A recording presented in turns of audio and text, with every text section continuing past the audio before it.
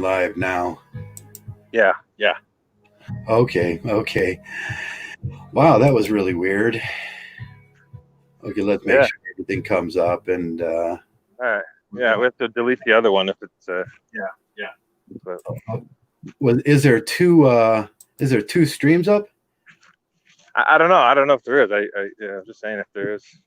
Okay, we tried this. I was just telling everybody I had a graphics card crash, and right when I came in here, and everything's been kind of screwed up. It's been hacky. Everything's funny. Everybody, if people are out there, let me know if the sound's okay and everything. And because I really don't know right now, and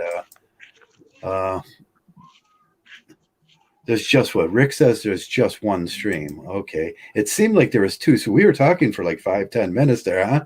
Yeah.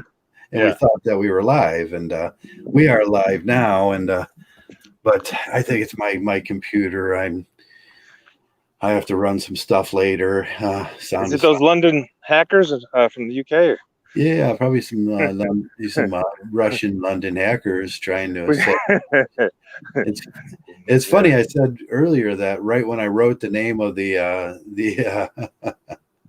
when I wrote the name of the video, is right after that it crashed, and I was like, "Oh, that's ominous." Yeah.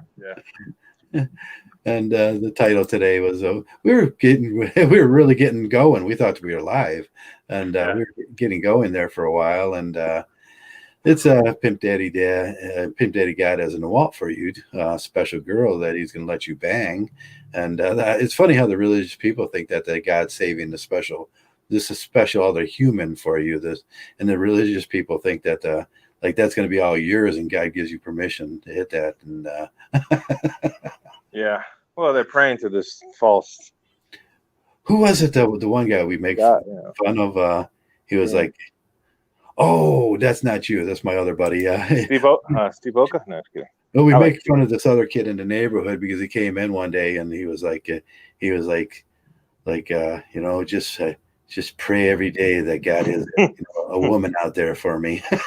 I mean, is there anything more disempowering than praying? I mean, it's like, I'm sorry. It's like, I guess it helps people get through life, but I suppose it's in that sense. I can see it. I'll put up with it if I up the road. There's a church and it's filled with old ladies that have lost their husbands, and I'm feeling emotional pain, and people that need someone to talk to, and that's a good place to meet and talk and do their thing. But what we get around here is the special crew of the marriage God, the God that takes care of all marriage affairs, and he stands at the bottom of your bed and cheers you on and yells, "Go deep, go Jeep, Joe!" And he's got a little beer in his mouth, and that's the ridiculous part of. I read an article today. Well, I didn't read it. I kind of breezed over it because it was ridiculous. And the Southern Baptists are going nuts right now because they says that they have to change God because God's not woke enough. Oh, really? Yeah, Charles Stanley, he was a Southern Baptist. You remember him, Charles Stanley? Yeah. I don't know if he's still alive, but he was kind of But that's what generally happens when I say the line. It's funny that your God always agrees with you. That means something. That has thorough meaning in it, and it means that if their God starts disagreeing with them, they'll change the God in the Bible or God in their books to match what they're thinking.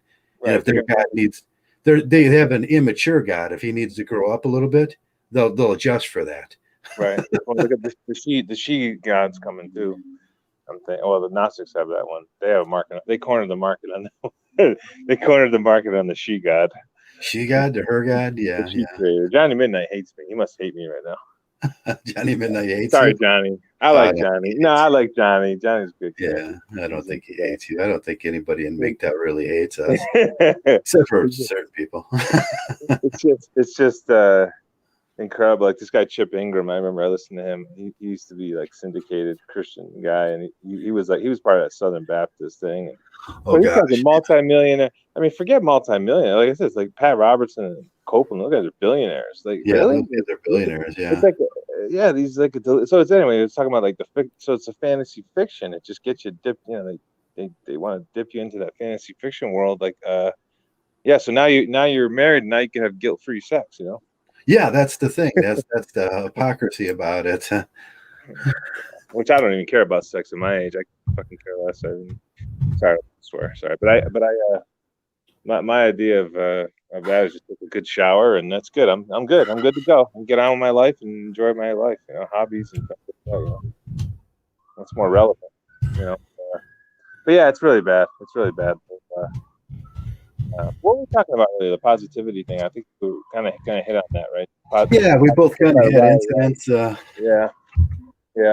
That we kind of ran into people that were aggressive today, and we both just walked away, and that's a good thing in MGTOW. In life, man, in MGTOW, you just got to be prepared, and just what do we call it earlier? I can't even remember what we had a good discussion about it. I remember that, but it wasn't live. Yeah, I was just telling you about that passive aggressive poker player I was with. Yeah, he slow rolled me, had a better hand than me, and he got me to show my hand first. He wasn't really following protocol, but he's supposed to show his hand first because I'm in position. Yeah, and, he let me show my hand first, and then he waited 5 seconds or 10 seconds. Usually, I show my hand, you show your hand right away. He waited. He had a better hand than me. He waited 5 or 10 seconds before showing his winning hand. And that's just that's one of those unwritten poker rules. You don't do that kind of shit. You took my money. It's okay. Right. Yeah. You show your hand. You don't have to. Yeah. No, I didn't take an account. Usually, a card table's position means everything, and you have to pay attention to it. Right. You got to respect the position. The people that are first to act, they have to show their hands first. That's the proper protocol. Yeah, that's protocol. Yeah. That's right. And he just got me riled up, and I said something to the guy was about 7. I should have taken into account his age. He's a 70-year-old guy, and he's whatever. Maybe he's pulling this shit for his whole poker career, but he was a good poker player. So I said something like, "This is the first time you played poker?" It's I said, "You got a winning hand." There's you should show your hand, have some, And then he got me all riled up, and I just caught myself, and I did a quick introspection. Said, I got to let that shit go. This is not a good life where you're going to react to every little thing. Right. Yeah. It's important to take that introspection at a moment and realize that at that point you're just hurting yourself. And exactly. So yeah, sabotage. That's sabotaging yourself. And I've done it. Sabotaging yourself. And that's what he's hoping for. He's trying to get under your skin. Yeah, of course. Yeah, that's what he wants. He wants to get under your skin. He wants you to make a few mistakes, and and that's part of the game, I suppose, to a practical sense and everything. But life's like that, People just people. Like I said earlier, there's a lot of stress out there now. People are losing their jobs. The simps are running around trying to take it out on everybody. I had the shirtless jogger today, and they're just out there, just whatever happens bad in their life or at home, they'll bring it out and try to take it out on other people. And you just got to be aware of it and try to, just like me, I'll just pedal on. I'm just going to pedal on and fuck you. Yeah. Well, that's the thing. It's what I've been analyzing myself. I do it all the time, and I do notice. Have you noticed a strange aggression this year? Passive aggressiveness is definitely passive aggressive, casual cruelty's up high. Traffic craziness of traffic, craziness, more horn beeps and stuff like that. So the thing is, I never beep the horn. If I'm at a light and it turns green and the guy in front of me doesn't do anything, I what my thought process is on that. Eventually, he's gonna know that he's got to go, right? He might miss this light, but I'm not going to beep the horn. I'm not the guy that beep the horn. I don't do it anymore. Yeah, I'm not, because that's a form of almost getting riled up, and I'm not in a hurry. Right. Yeah. Just because they're. Yeah. So they'll figure it out. That happened to me today. I was the one that wasn't paying attention, and the guy beeped the horn. He startled me, but he told me that. But I thought it was kind of. Anyway, I think it's better just to kind of don't react to stuff. Right. Yeah. Let things happen. Right, just let them happen. Just ease out of it. And I noticed in the news there's a lot of shootings. And when I go to the mini mall up this, I noticed there's a lot more girls screaming in the parking lot. Uh-huh. And there's always a girl screaming in the parking lot somewhere. Well, we got the TikTok culture, Joe. I mean, I get these TikTok. I don't know. I think it's from YouTube, or I don't know what it's from.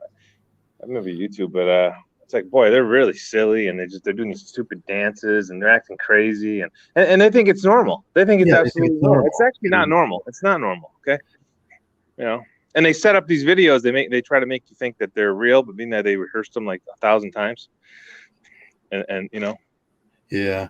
So I did notice like something else that was strange, that the aggression is higher, but the one guy in the neighborhood that I don't get along with, Jimmy down the street, I hate that guy. And Yeah. he was talking to me normal because this is his world.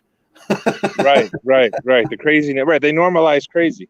Yeah. I mean, he was like, he's just happy with all the aggression. He was like, "Hey, Joe, what's up?" And he's like, he's in his element. And I'm like, see that dick with the dogs or something? Is that dickhead? Yeah. There's just some guy down the street that we argue when we see each other. There's somebody in every neighborhood that you look at, and he looks at you, and you don't like each other. Yeah. Then he's that guy. But he was acting normal. He was like, "Hey, I have this bike," and he says, and he was talking some crazy shit because he's mentally ill, and sure. And he was like, I left it, and he's like telling me this whole story about the cop not taking it and bringing it to his house for him and something. Yeah. And it was like, yeah, I was just going along with it, like waiting for all the crazy to begin, and it didn't. Yeah. Well, I think that's one of the good strategies is don't react. Like, don't react. No, because I made a mistake quitting this job I had, and because I'm just, Yeah, you reacted. I'm not going to be. Yeah, it was like a year and a half. They're pounding on my head, and it's just got to the point that 1,000. It took 1,000 cuts. What do they call it? 1,000. Death by 1,000 cuts. Death by 1,000 cuts. It was like cut number 998, and I'm like, oh, fuck this. I was like, oh man, yeah, that. I was like, I just got to that point. It's like these people are lunatics that I'm working for, and it's like I should have transitioned a little bit better out of it, but the thing is, like, I overreact. They're trying to get a reaction, out of you. These bosses and these toxic bosses and toxic people, and you don't give them the satisfaction. Like the narcissist world, they call it supply. Like they get enjoyment out of your reactions. Right. Yeah. You see what I mean? Years ago, so you don't give it to them. You don't give it to them. You stay neutral and you stay indifferent, and then that's how you can kind of cope better with these idiots. Right. Yeah. Years ago, they call it microaggressions, and everybody is all over the microaggression thing. And these are the same people, and now they're the micro. It seems like the whole world flip flopped this last year now, and maybe it's a political thing, a flip flop and everything. And the same people that were complaining about microaggressions and all that stuff are now the people giving it out, the Karens. Yeah. And it's like, he's wow. Entitled women. Yeah, he's entitled women. Women. And man, every time I go up there now, there's some woman screaming. And the one little girl that works at the place, she's always kind of hostile towards me, but she's really nice now. And so that like changed and switched. And she's like, look at these idiots. And they're just out there. And it's Friday night. Is it Friday night? Yeah, it's Friday Night Fight Club. So it's going to be elevated tonight because we only have so many places where people can act stupid in this town. Otherwise you gotta act stupid in your own home. I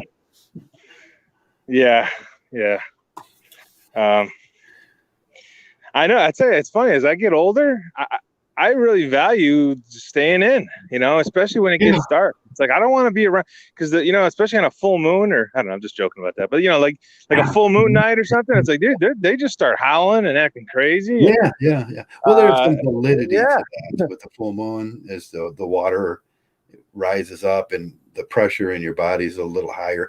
I don't know how that actually works, but there is a little bit of scientific validity to it. But they start acting like crazy, and on hot nights like this, on a Friday night when they get a few beers in them and everything, sure. Yeah, it's a little safer, like just not going out tonight. I used to work in the emergency room, like 3 to, I don't know, maybe it was like 7, I don't know, maybe 7 to 3. I don't know. I used to work the night shift. Like I was going to college, and I was like a maniac working on. I worked like 3. I I worked like I was taking 6 classes, had like a 3.4 GPA, and I was working 24 hours a week. I was like a maniac, you know. And anyway, but I worked like that night shift, and it was, you used to see the craziest stuff on. And so the most busy time of the year was summertime and at night, because like you said, people are outside of their houses because it's warm. Yeah. Because I was out on the East Coast at the time, and I was at a really good hospital too, and it was just all this crazy stuff used to come in, and then now I realize why the guy put me in the night shift. He's like, nobody wanted that job. Nobody wanted it. Yeah, you have to deal with the nobody wanted it. Yeah, nobody wanted it because all the crazies would you know, and you see the same people always going in there. Like it was, you know, there was always like the same types of people a lot of times. They have like a list of like 30 visits in like a year, you know. Well, like New Jersey or New York, and them areas where it's just this population density is like so. Oh yeah. And those poor people in the emergency wards and stuff just get inundated on a Friday night. Yeah. Yeah, it's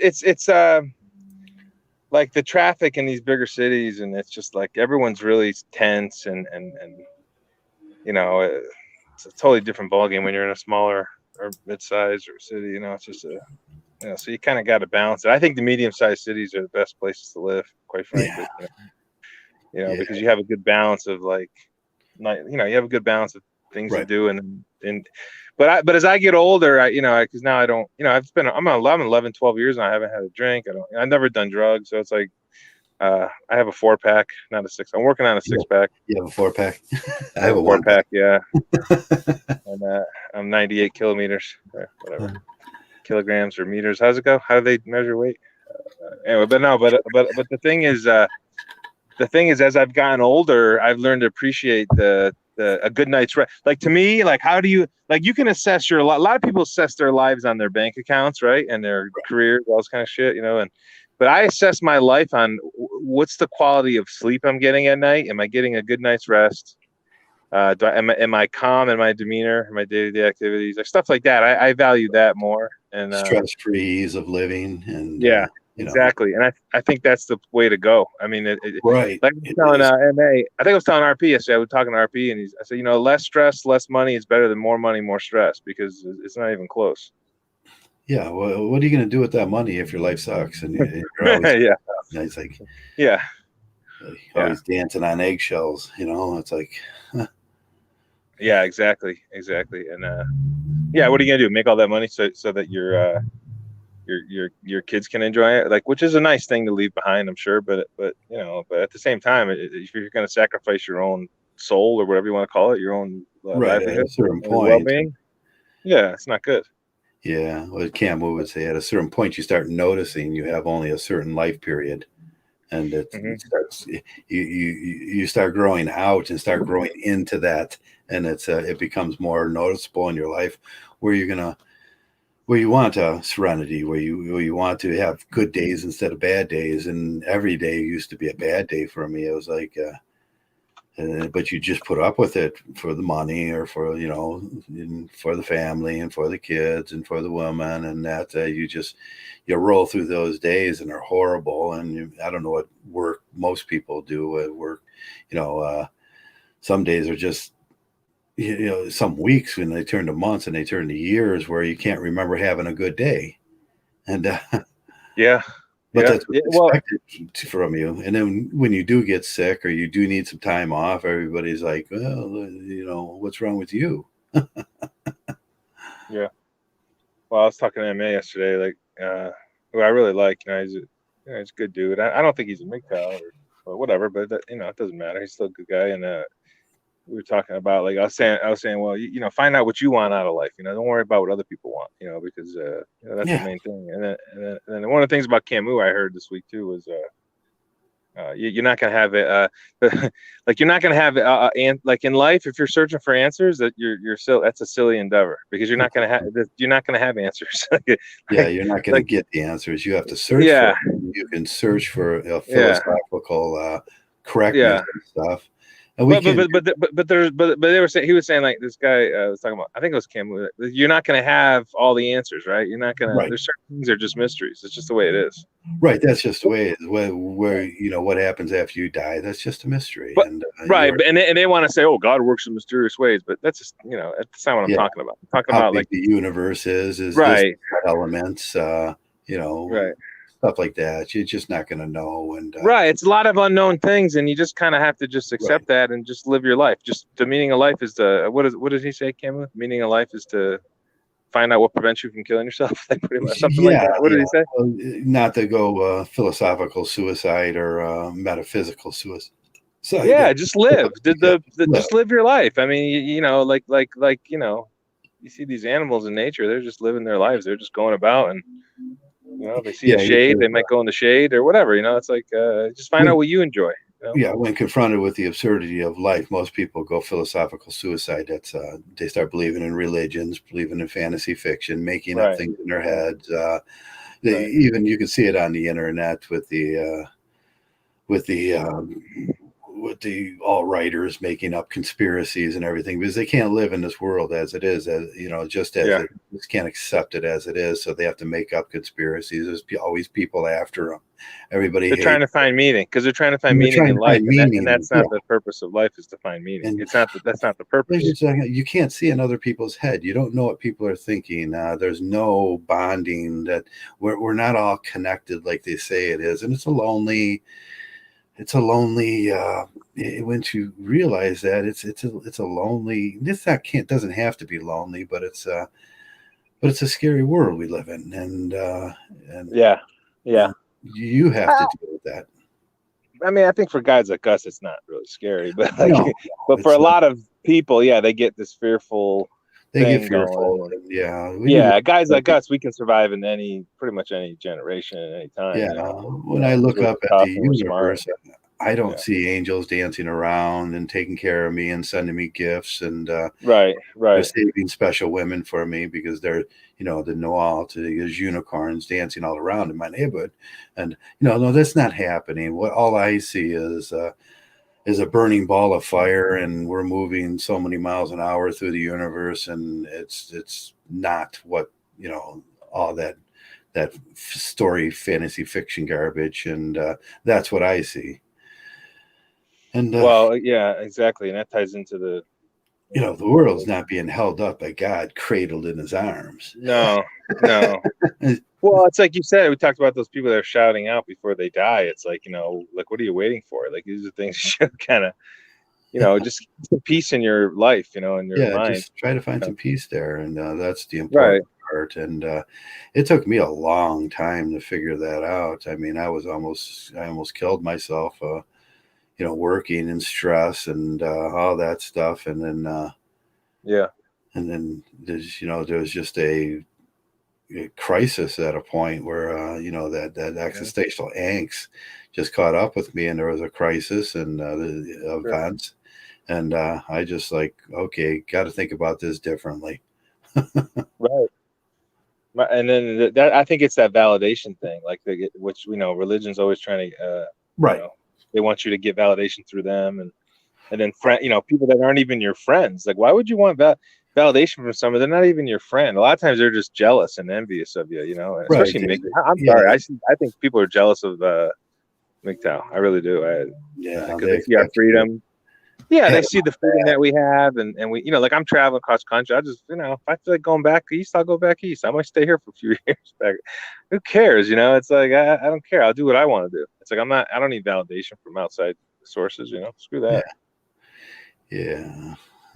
So it's important to just slow down and think of the world more in real terms, and shut the TV off, and I think shut the phone off too. I mean, I think that's it. Like, I don't watch TV anymore. The only thing I watch is like really pretty much your videos, and I like those UK guys. I mean, they're a little, we have a philosophical difference on a lot of things, but I do enjoy into, like, I think 90% of what they say is actually pretty positive for me. 90% of the they don't agree with, and they're smart. Let's not give them credit. They are smart. They're not dummies. I wouldn't listen to them if I wouldn't listen to dummies, right? I'm not going to listen to it. The guys are freak and whatever, acting goofy, crazy, I'm not going to listen to them. But like guys like John, man, those guys are really smart, so I actually consider what they say. Yeah, most of the time is with differences between people are small margins, and if you exactly, and that's okay and everything. That's what I yeah, can't remember who said it. Like the difference between a mentally ill person and a regular person is very slim. yeah.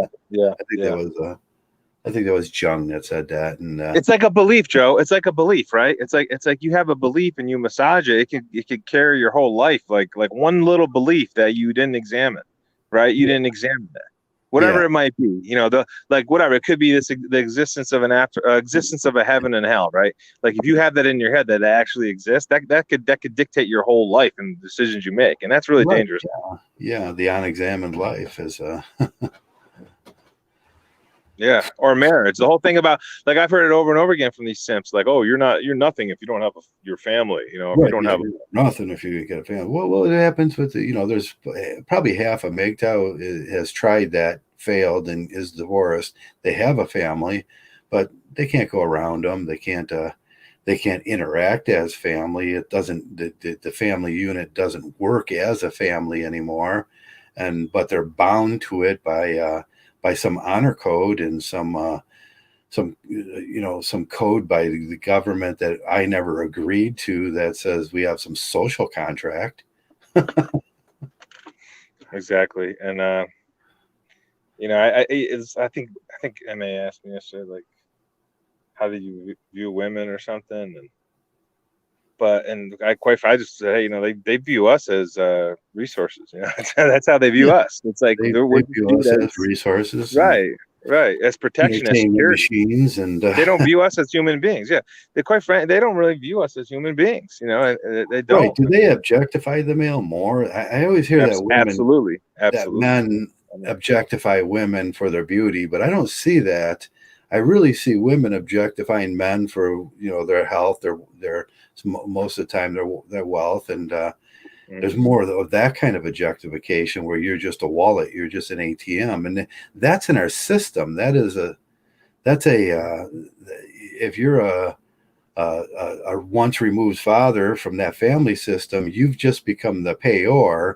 You're an ATM to the system, and that's a total objectification of male virtues and health. Mm-hmm. Yeah, it's like, and they talk about like these silly, like the male gaze, and you're just objectifying her. It's like, and them are so micro, so small, but in our system, men are like just looked at as these working machines for the prosperity of the world. Yeah, that's right.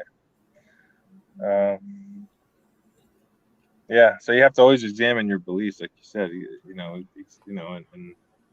but that helped me a lot. That thought. Go ahead, finish what you said. Your thought.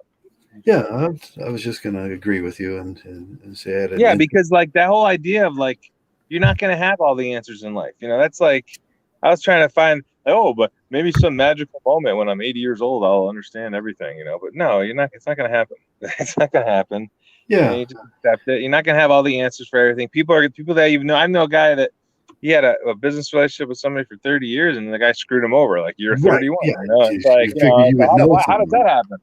Yeah, that's a lot like a marriage. You have a marriage for so many years, and all of a sudden she screws you over, and everything all the vows that you took and all those platitudes you gave, they all disappear, and she's cold. And it's like, well, yeah.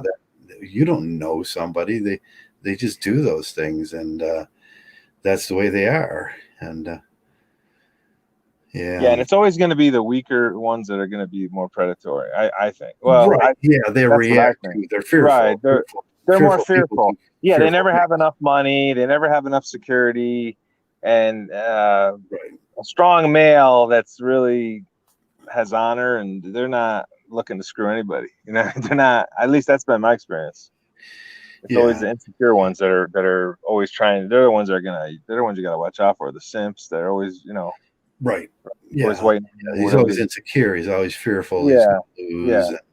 Exactly. They're reactionary. And they're the ones that have the jealousy. They're the ones that have the jealousy and envy. You know what I mean? Yeah, even in their Bible, Yeah. one of their the first passages in their Bible is "Thou shalt not fear," and that's a good thing in itself to think about, because when you're fearful, you're more excited and you do harsher things. You do your reactions are harsher, and it's not that the world resembles that. That's just in you. You're influencing objects around you then in a way maybe you shouldn't. Yeah. Yeah. I was listening to this video today. BGS. Did you watch BGS today? Black Master Speaks? Yeah. No, I didn't. I gotta subscribe to him. No. Okay, yeah. He was doing on the replacement rates going down and everything. Of course it is, because of Corona, the replacement rates going on. And I wrote a comment that I don't believe in. You know how I feel about the replacement. What do you mean by replacement rates, though, for the listener? The people having babies to replace the people that are dying. And the replacement idea seems kind of silly to me, because the Chinese tried that, right? It was 1.2 babies or something per. It was you only allowed to have one, but you notice that even in that, their population swelled to what it is now. So what went wrong?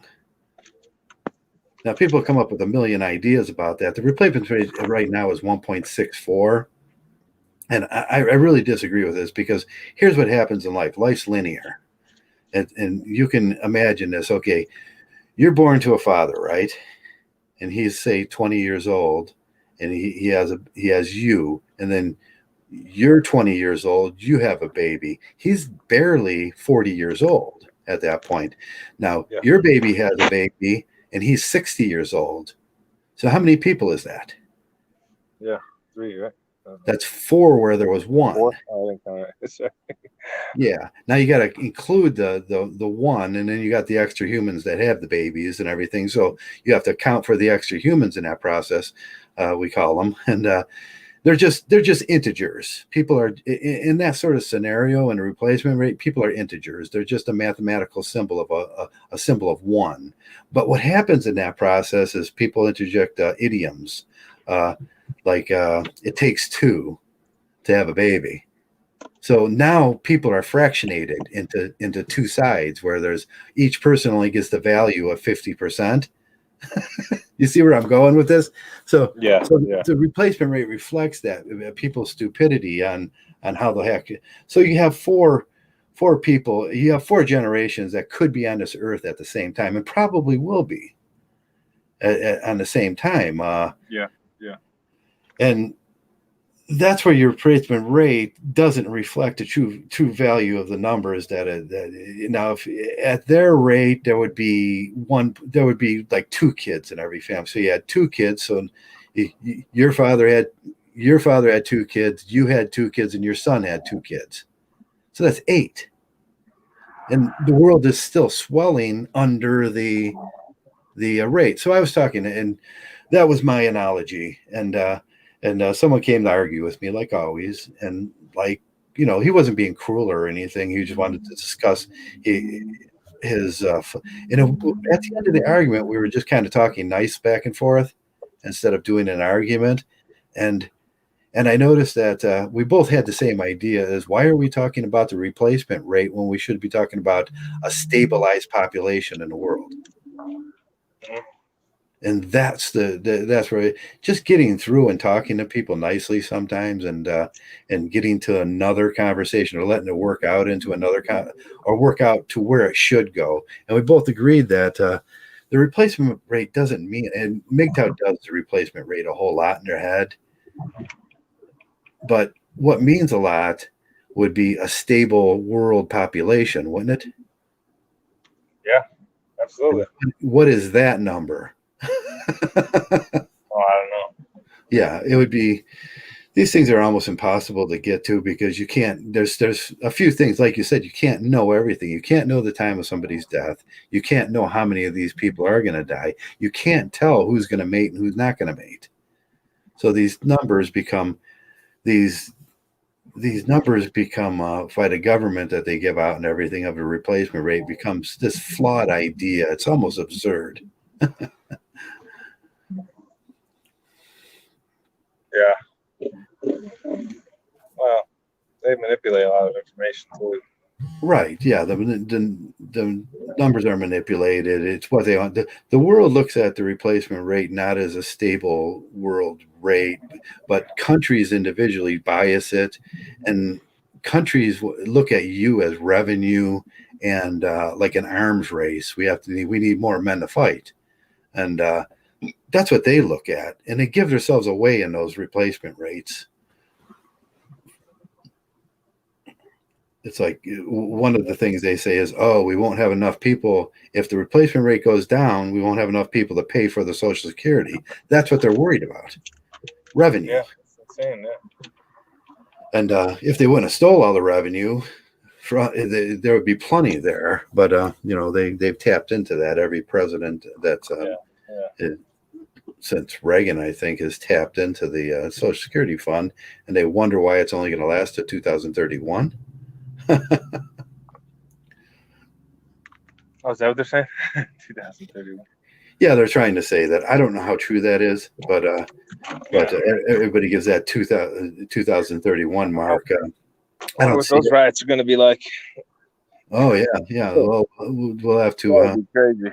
That would be the point where we have to take a look at this ridiculous system and decide whether we want to continue paying them to do nothing. Yeah, it's a Ponzi scheme. I mean, it's like, what are you going to take someone's money for 40 years, and then when it comes time for them to collect, you're going to say no?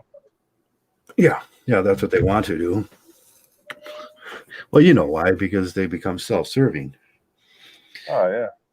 You ever hear of a layoff in the government? No, absolutely not. Even during Corona, when they should have laid off a lot. Nobody got laid. Right, nobody got laid off. Nobody got laid off in the government. They all got paid to sit at home. When the hell do you get paid to sit at home? Yeah. Yeah. Even like the sales jobs, they wanted us to like email and do inside sales. That's not our job. My job is outside sales. It's not my fault that the Corona came in. If you don't like it, then just downsize me, whatever. Like, you know what I mean? It's like they had us doing inside sales.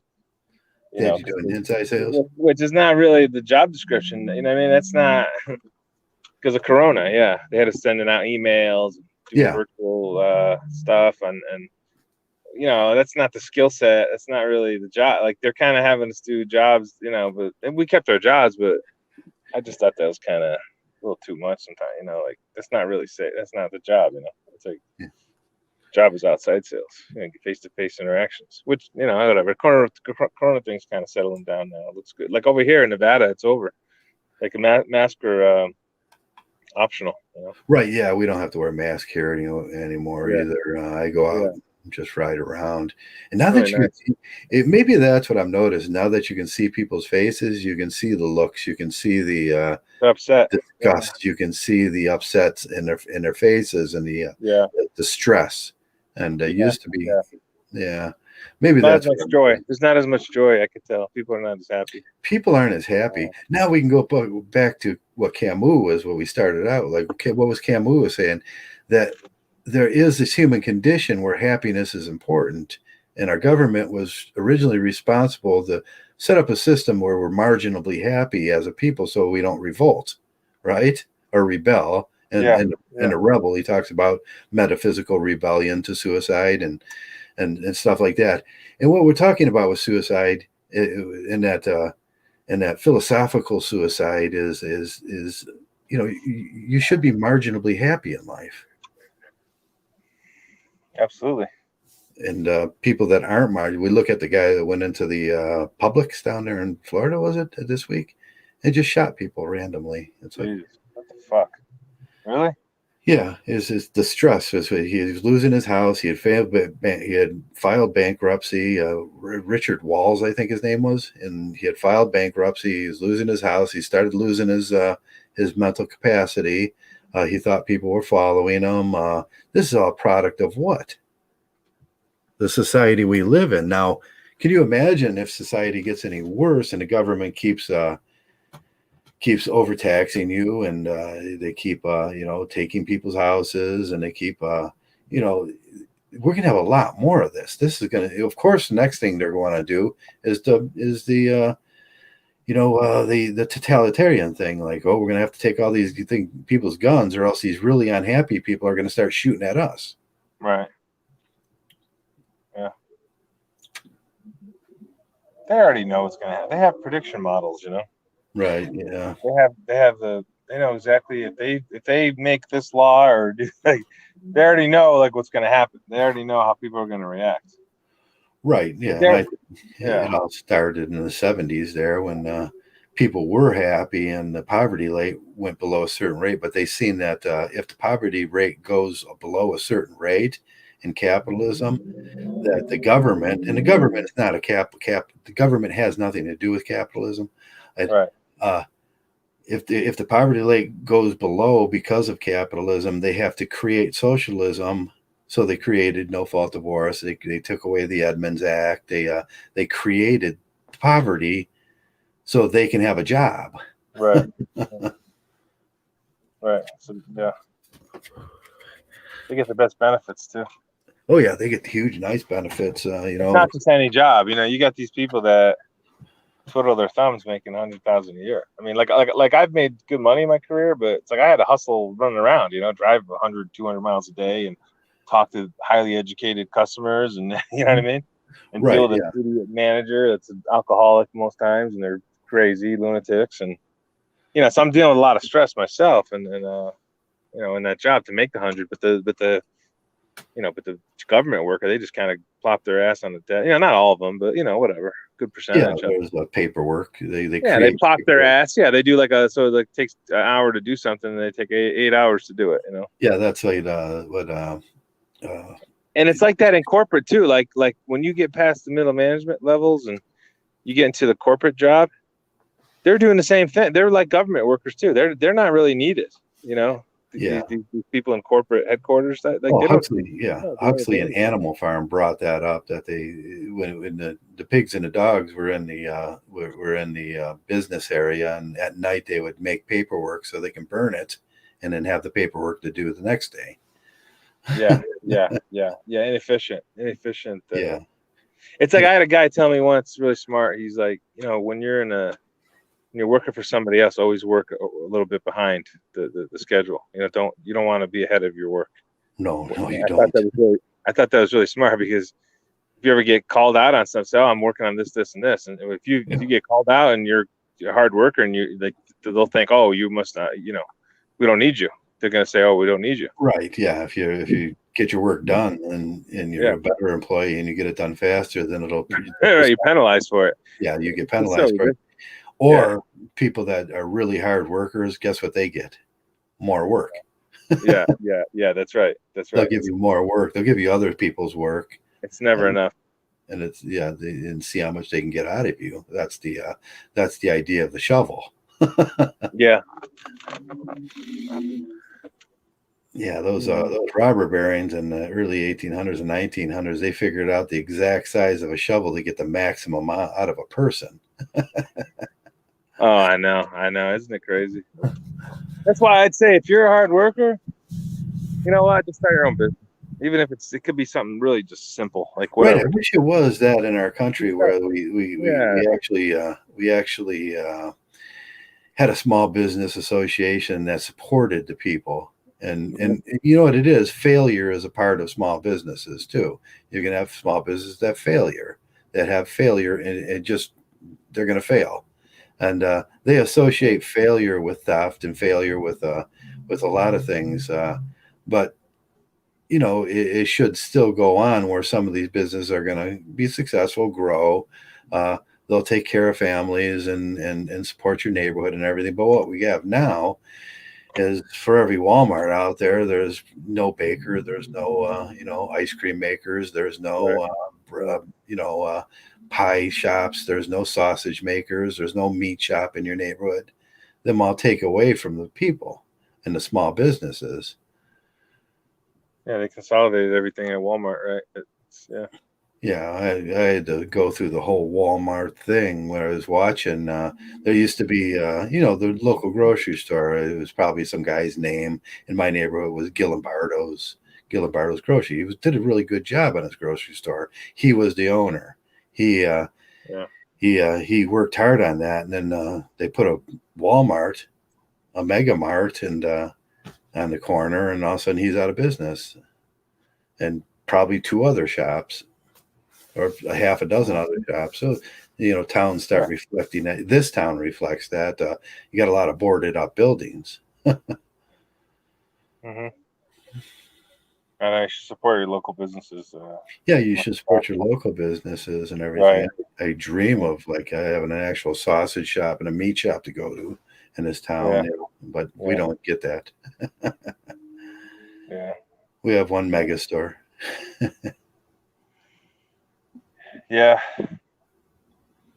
don't know. The people that are in the ruling class, they have everything.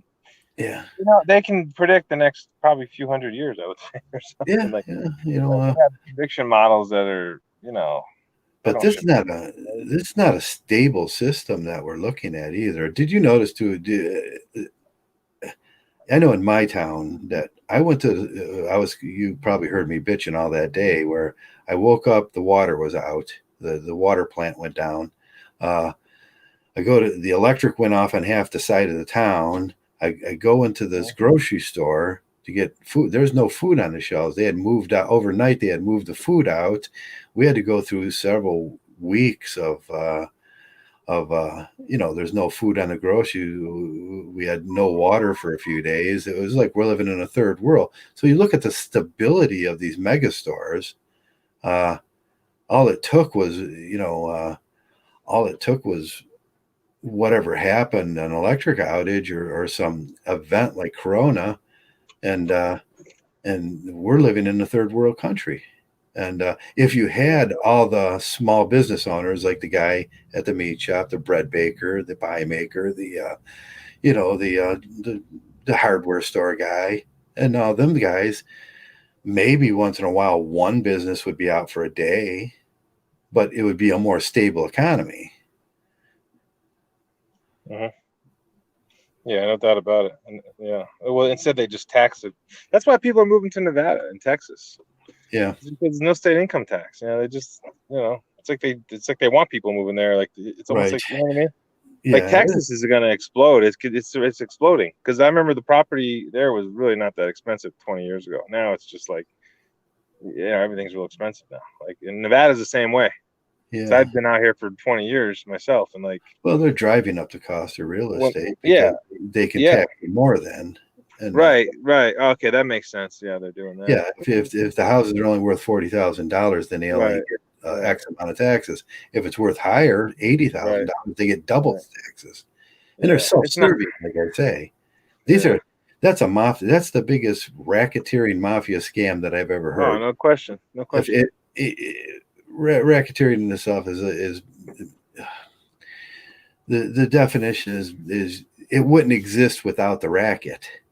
And they are the racket. Right, they are the racket. I mean, I had to sell some property on the East Coast because it was like getting to be like I have a house worth, whatever. It's like the taxes were like $5,000 for like $100,000 property, and that's taxes and insurance.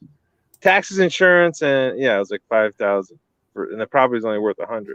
Yeah. And then it's like the property in Nevada, that same $100,000 property, the taxes are like $1,000, right? Or like insurance, like everything's a lot less, and then the appreciation's better.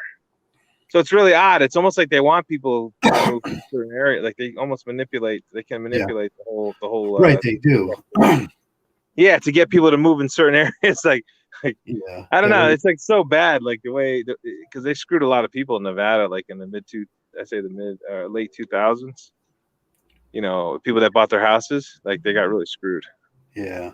Because the definition of the second part of the definition of racketeering and organized crime, the act of perpetrators fraudulently offering service that will not be put into effect, offer services that solve a non-existent problem, or a service that solves a problem that wouldn't exist without the racket. Right. And it's funny is how they try to make it like certain organized crime. Like they're the crime. They're the ones. Right. It's not these mob guys, or they're like little peanut guys. They're nothing. They're not even that influential. Like the politicians and the one, they're running, the ones that run the the ruling class, like they're the ones, they want you to think that they're the criminals. These drug dealers. And I don't like drug dealing. I don't like, but they're not really the criminal. They're not the hardcore criminals of the ruling class. Like the ruling class putting up these politicians and that don't have a soul and all this kind of stuff. And they're the ones that thinking about that. Your own government's the true criminal. Is what I'm trying to say. Right. If you didn't have to pay for them sitting on their asses, there would not be that service that we offered. That's a non-existent service, and it wouldn't exist without that racket. Right. So, but they put the sideshow that the guys on the Sopranos, that's the true crime. Yeah, they're not the true crime. They're not even close. No, they're not even close to the. No, the true crime is when you have a house that you inherited, right? That your parents built, and now, like, I knew a guy, he had inherited some property in Hawaii worth millions of dollars, and he was like disabled, and he couldn't afford the taxes. Right. It was like $25,000 a year, so it was like a insane amount of money, and the property was worth a lot of money. So he was the nicest guy in the world, this guy, and really really kind man. And we were playing blackjack, and he said, he just couldn't afford the taxes.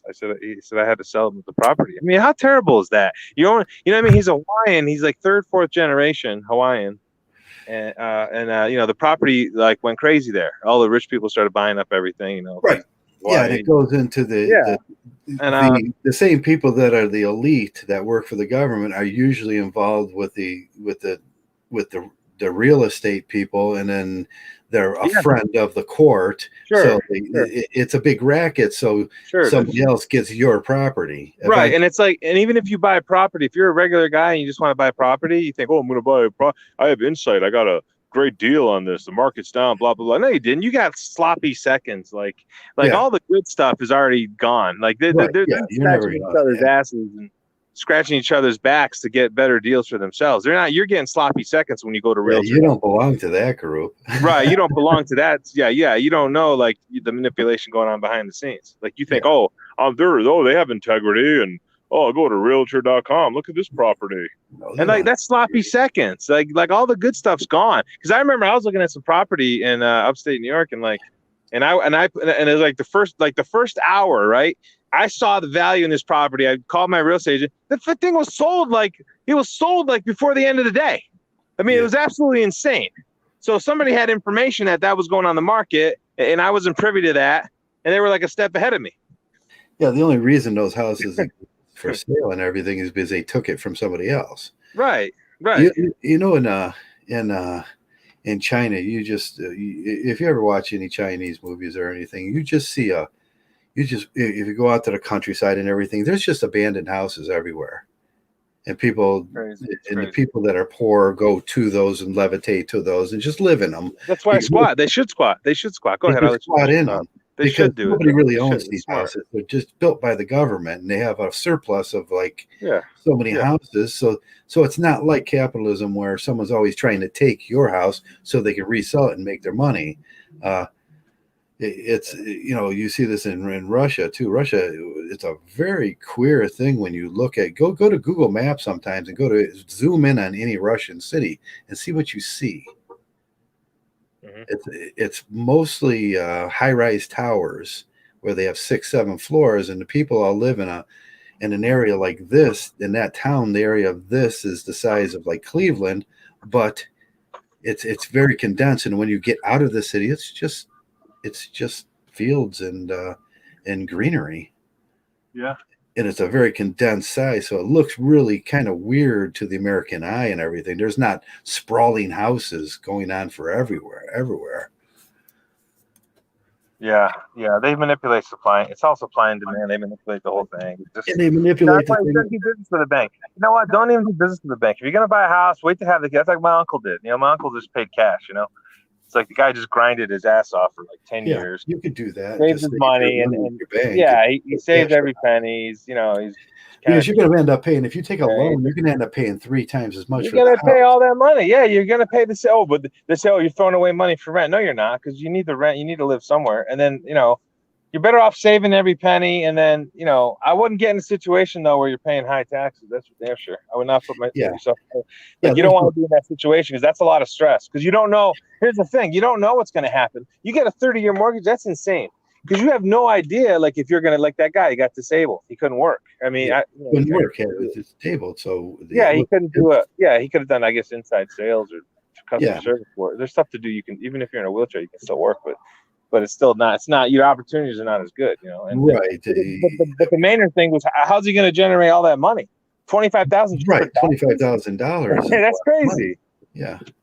Yeah, how are you going to generate that? You have to have a really good job. I mean, Yeah, like, and you're not going to have a really good job if you're a disabled person.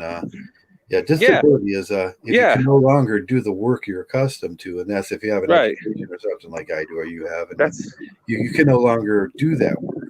It's like should I have to work? Yeah, the big argument is should the disabled people have to work at McDonald's? No, they shouldn't have to work. No, they shouldn't have to work. There's too much stress already. Because I remember I hurt my foot and I couldn't walk for like a week. Yeah, of course, anybody can walk. It was like a lot of stress for a week. These people have been, you know, can't walk for years. Yeah, these people decades, can't. But you got to be careful with signing these like 30-year mortgages, and like because you don't know, like so much bad shit can happen. And it's the same thing with the 401k. I used to advocate the 401k, and I still kind of like it if you have some money saved. I guess it's okay, but the problem is there's a lot of things that can go wrong between age 22 and 62. You know, it's like you didn't even have to live through the predatory lending era of the 80s. I had to go through that where my interest on my house, I ended up paying 3 times the amount of interest, and then never really owned my house, and just the interest was just freaking phenomenal, and it was just really predatory. Well, they're so predatory, these 401k things, because, you know, like say you put 10,000 in there or something, and you know, if you have an emergency, you lose your job. Now you want to take some out, you're charged 10% penalty. Right. Yeah. You're taking your own money out.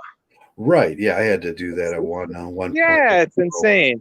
Taxes have gotten out of hand. They're just totally out of hand. Like, but that's why people are leaving California. They're leaving New York. They're leaving these, you know, high tax states. You know.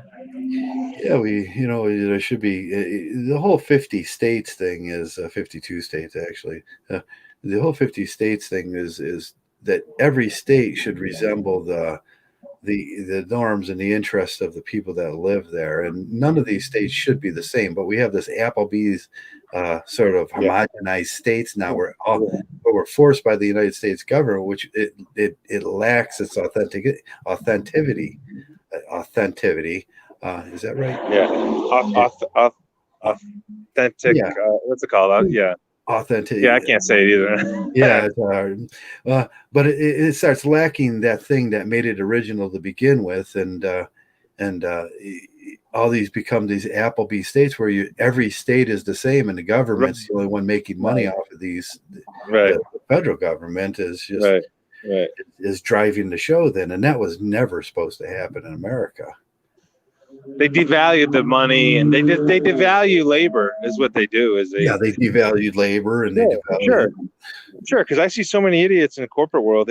They have no clue what they're doing, but because you know they're friends with the boss, they keep their job. They're not good at their job. You know, they're not really smart. They're not creative. They're not hardworking, but they get away with it. And then you know, someone that's busting their ass and saves money and does all these good things, and then next thing you know, like they change the whole value of the dollar, and it's like you know, the same you know what I mean? One person's doing all the work, other person's not, and it's like it creates a real manipulative market, our society. You know, but that's what we're in now. It's predatory. Right, it's all predatory. Now we go back to the Chinese with all these houses that they have where they're just lots of them. It reacts in a totally different way, where the housing values are always going down, and there's less taxes, and there's places for people that just don't want to work that hard for a living can go live and still have a decent life.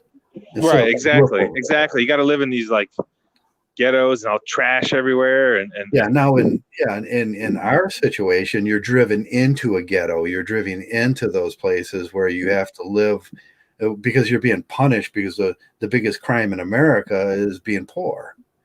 Right. Yeah, no dignity. There's no dignity there.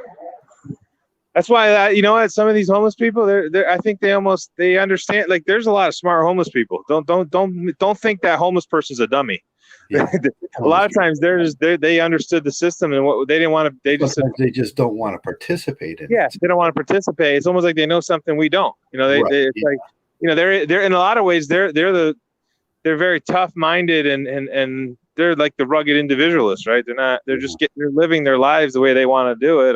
You know, it's not by, you know, they're doing it for, right. They have good reasons, I guess, for doing it.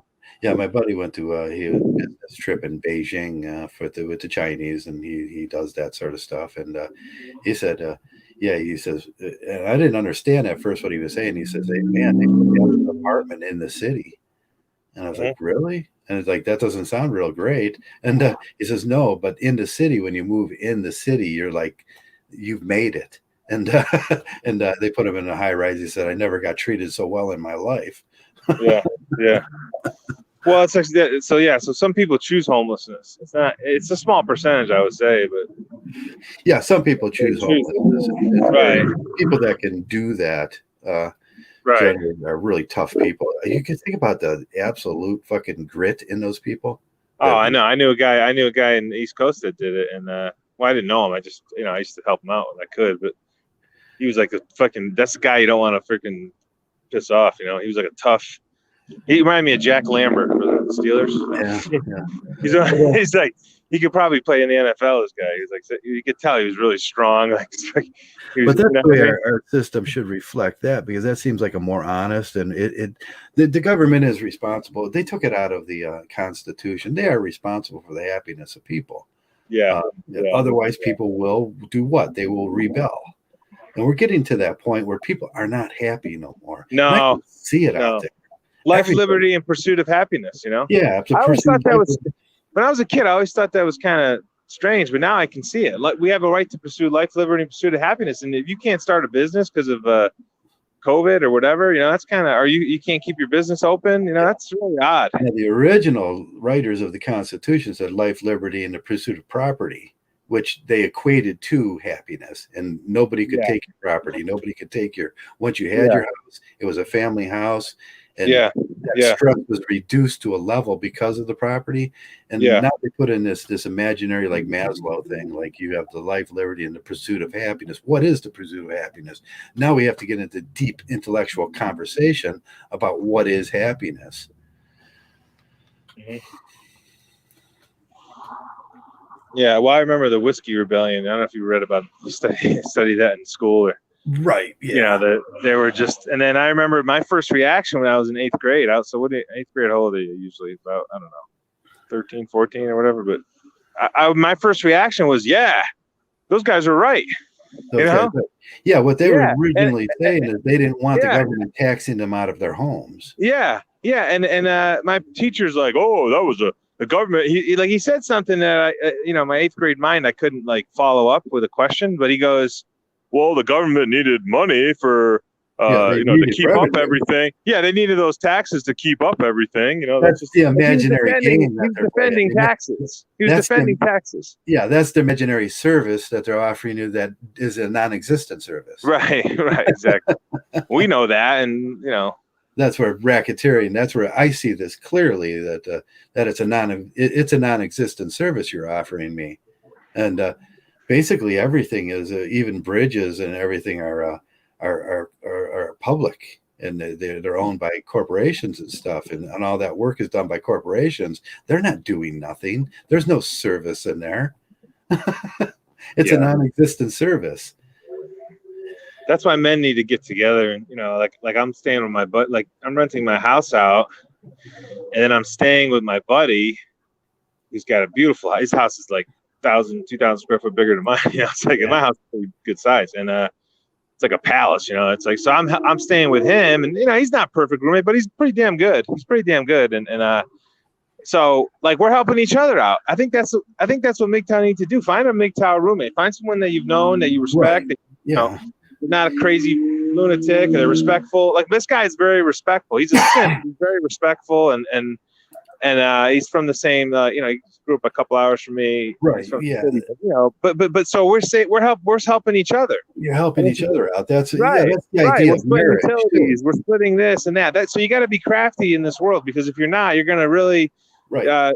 your happiness goes down. So if you can kind of align with people that have similar values that are Right. That similar values thing. That's the hard thing yeah. to find.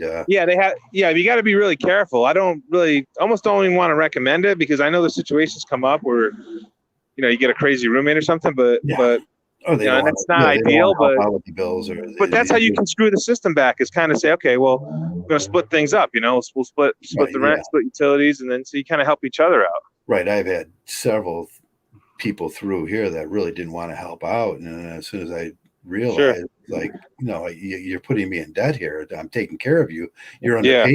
You're under parentage right now. And but it definitely lowers the stress. Yeah, you told me about that. Yeah, I know our friend in other coast there. He said the same thing. He had a couple of people that come into his place and gave him all these problems. So he said, "Screw it." I mean, there comes a time you might have to do that. But I know this guy 15 years, and he's just we never had an argument. Like 15 years, we never had an argument, and I can be really frank with him at times. And he's the kind of guy, if he says something that might be offensive, because I don't mean to offend you, but I just want to, so he's he comes from a good family, and like I'm an Italian and he's a Jew. So, we kind of get along, like we have similar, our backgrounds are, Italians and Jews are very similar. Yeah. Our approach to life. So we work out, we get along really well, and we're from East Coast and we're on the West Coast, and so he's got my back, I got his back, and it's a real nice thing, and I'm saving a lot of money. Nice thing if you have another dude that you live with that agrees that, man, paying half the bills is always better. That's right, exactly. And I got my own master bedroom. He's got a master bedroom, and right, it's pretty damn nice when you have that. Now, the idea of marriage, you also hear him say that, like, oh, well, you split the bills, and you got two incomes in the house, and you get that with a dude too. When you move a single buddy in, you split the incomes, and you have two responsible parties in the house. Not that the other one in the other marriage way, that you never get a responsible party, but with a dude, at least you can get a responsible party in the house that pays his half. Absolutely. And that adds to the quality of life, the happiness. And even maybe find someone that works a different shift. Like I lived I had a family member who lived with me for about 5 years, and he worked the night shift, so it was perfect. It's like, you know what I mean? Like, it was great. Yeah, he worked the night shift, and so it was great, because when I was working during the day, he was sleeping, and vice versa, right? So it was like, that's a really good situation too. Forrest says, "Don't share an internet service with a." Let me put it up. What do you say? Forrest, don't share an internet service with a roommate if he commits crimes online. Okay. Yeah. No, it's okay. So so you have to know I would say know the person. Like, you got to know the person. 5 years, or whatever. Like, them really well. They have income. They have a work. This is a shared internet, and it's. I wouldn't. I'd be careful around people that abuse substances and stuff. Like, people that are, shady or whatever, of course. But that's how you kind of beat them at their own game. Is you don't participate in these little 30-year mortgage. I mean, and they act like it's normal. Like, let me tell you something. A 30-year mortggage is not normal. Okay, it's not normal. Yeah, it's that's not. just paying somebody that. Right. What they do is they just hijack the whole system, and they want all the properties, and then they want you paying rental fees for that. And all it is a rental, because someday they're just going to end up with it back. Right. That once you buy that house, the first thing they're trying to do is get the house back. Right. When the corporations are tied to the real estate, when corporations invest in real estate, I think that's the biggest crime in America, because corporations can move around then. Now, and I've seen this happen dozens of times in my life, where a large corporation comes into a city, everybody's working there, 4,000, 5,000 people are working there at that corporation, and they're all buying houses that the corporation is invested in. They invest in the housing market in the area, and then they move the company, and guess who gets all the houses back? Sure. Yeah. Well, they do it with age discrimination too. It's like they want the new suckers in the game, So like that's what we call like the all new these. company. Yeah, they'll hire a 25-year-old over someone like me with 20 years experience, 45 years old. Yeah. They'll hire them because, they can get more utility out of the 25-year-old that's willing to maybe, my utility goes down the older I get. Like, you know what I'm saying? So, yeah, they want to.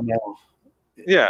The government mafia is in with the corporations, and now they're just doing the company store with all the houses that are being pushed into poverty now. Yeah, and they're making their money, and they're still charging the taxes, and they're eating up pieces of whatever the company brought. They plan on eating that back up, and they do it with stocks too. They manipulate stock market. They manipulate everything. Yeah, they do that in everything, and that's where we have to take a deep look into corruption in America and say that corruption is not capitalism. Yeah. And what do you mean by that? What do you mean by that? Corruption is not capitalism. Yeah, corruption, the way they do things. I hear all the time that all these real estate people have a right to make a living. Yeah, they have a right to make a living, an honest living. You can't have these backdoor deals with the government and real estate and corporations, or else this whole system is flawed. Yeah, and it's all them against us. It becomes that ruling class and that corporate that's what we against the poor people. And of course, you're gonna keep people in poverty. You need people to be in poverty. So that's anti-capitalism. Yeah, so pretty much you have the ruling class that we don't even see or know, and then you have the people running things for the ruling class. Those are people that we kind of see and know. We think they're at the top, but they're not.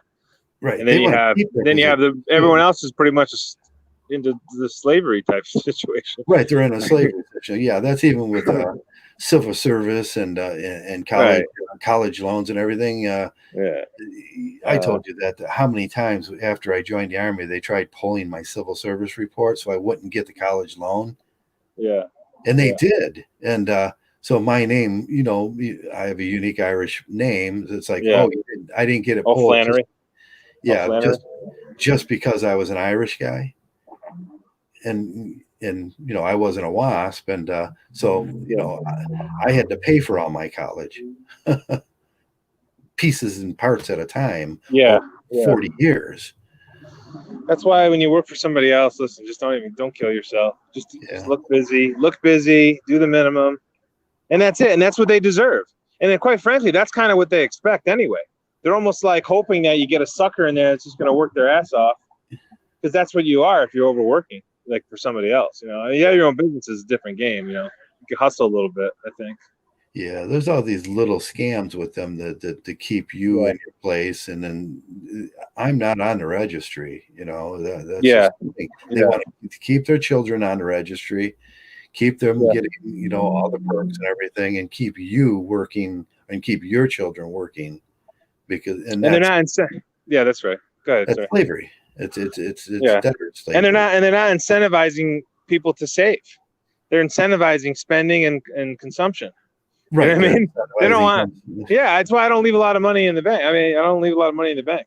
There's no freaking way. I'm not leaving a lot of money. I'm paying bills and ahead of time and all this kind of stuff. I'd rather do that than leave money sitting there in the bank. But most people don't think that way, especially women. Women are just so they're just so easily taken by Yeah, they get taken all the time because they're just not.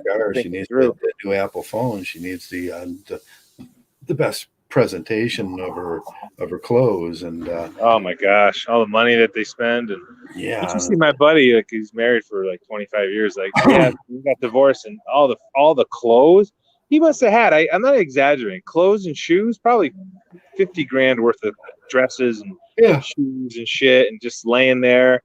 And she might have all that stuff. So 2010. She can't wear that. Yeah. It's insane. It's insane. And no, this doesn't. But you got to make your way. You got to be crafty. You can't screw people over. Be a good man and do the right thing. But you can't. You got to understand the game being played, and then you screw them back by not. Don't put your heart and soul into a job. Don't get too attached to the job, because you don't know when they're going to pull the plug. And don't get into these long-term commitments, because like you said, companies today, they'll get rid of you. They have one bad quarter and they're like looking to get rid of people. Yeah. And meanwhile, you sitting with a 30-year mortgage that you can wipe your ass with. Like, what are you going to do? Then they're going to take. What are you going to do? That's what I did when I bought my property. The property value went way down, and I was like, I didn't invest any money in upgrades or anything. I'm like, no, I'm not doing anything with this house. Mm-hmm. And then it started getting its value back, and I put a little bit of money into it just because I had a friend that he could remodel houses and he helped me out. But the thing is not to, like, you got to think these things through. You can't you can't assume everything's going to work out for you. That's I was talking about Nick Saban. He gave a talk once, and he said, in life you can't expect everything's going to work out for you. You kind of have to have that. Remember, you had that video on healthy pessimism. Yeah, I think you said something about that. About like that's kind of a good. Right. We're talking about, like we were talking earlier about positivity, and you absolutely should be positive. Imagine yourself happy and all those things. But at the same time, you have to understand that you have to have a little bit of pessimism. That right, you get a job and you're making all this money. Well, you know what? You better put that money away, because you don't know. Like I said, they had one bad quarter and they're looking to get rid of people. Right. Yeah. That doesn't seem like the capitalist America that I knew. No. Back in the day, you get a job at GE, like where I was from. Right. People worked there 30, 40 years, and those communities were strong. Like the houses, all the Italians in those neighborhoods, boy, they had beautiful houses, and they had the damn things paid off in 5 years. Even though the interest was high, they had it paid off really quick because they had job stability. They knew every week they were going to get a check, and GE had a track record of being. And then Jack Welch came in, and a piece of crap. He kind of ruined the whole city, pretty much. We can look at people are more and more unhappy. We look at it when I look at things like the insurrection at the White House. I don't look at that as I look at it as an indicator, and like, why are all these people unhappy? Yeah. Why the government's responsible to keep people modestly happy, and we have the ability and the money and the business and everything set up. There's just a problem when you have so many people in this country that even on both sides too. They're unhappy for different reasons. Yeah. And it's like we have so many people that are getting ready to rebel, and it's like because the rich are getting richer, and richer getting in it. Yeah, it's getting really, the separation's getting a bit wider and wider and wider. They have to scale it back down. They have to scale it back down because they're gonna eventually. Now you're gonna see people that they're not gonna start paying their taxes. They're gonna it's gonna get really, the riots. It might be more rioting and shit. And like you said, that guy flipped out. And how about the other guy in Vegas that jumped over Amazon? The Amazon suicide. All suicides are gonna go up, and all this it's already gone up, really. Yeah, that's what when a guy goes into a Publix down there and he shoots a baby for no reason at all, and a grandma. And then shoots himself. He's generally saying that he's not happy, and what Campbell would say, life needs to be worth living. If life is no longer worth living, then what happens? You go about this either suicide, or you go about it in the metaphysical suicide, or you go about it in becoming a rebel. Well, and that's the thing. So I say ruling class. I think that's the best way to define these people. They we don't even know who they are, right, behind the scenes. Yeah, you don't know who they are. They're hidden. But they don't have integrity. Like what people need to understand is they don't have integrity. Right. There is a serious lack of integrity in this predatory capitalism system we have now. And I thought that everybody that went to college had to take an ethics course. Maybe I'm wrong about that.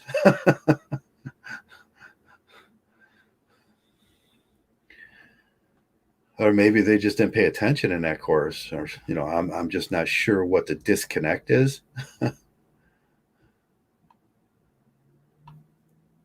Are you still with me, Joy?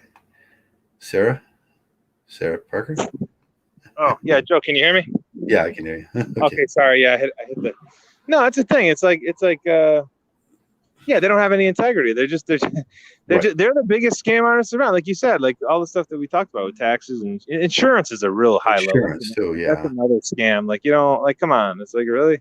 how long has insurance even existed? A couple hundred years? Right. I mean, I guess You can have a bond system that costs, and people that do buy bonds against their cars and everything, and accidents and everything, that's much cheaper. We all know that, but you can have a bond system that doesn't take all that. Right. It's insane because, like, imagine like the animals getting together and we're gonna get insurance scam going with other animals. It doesn't exist. It's not.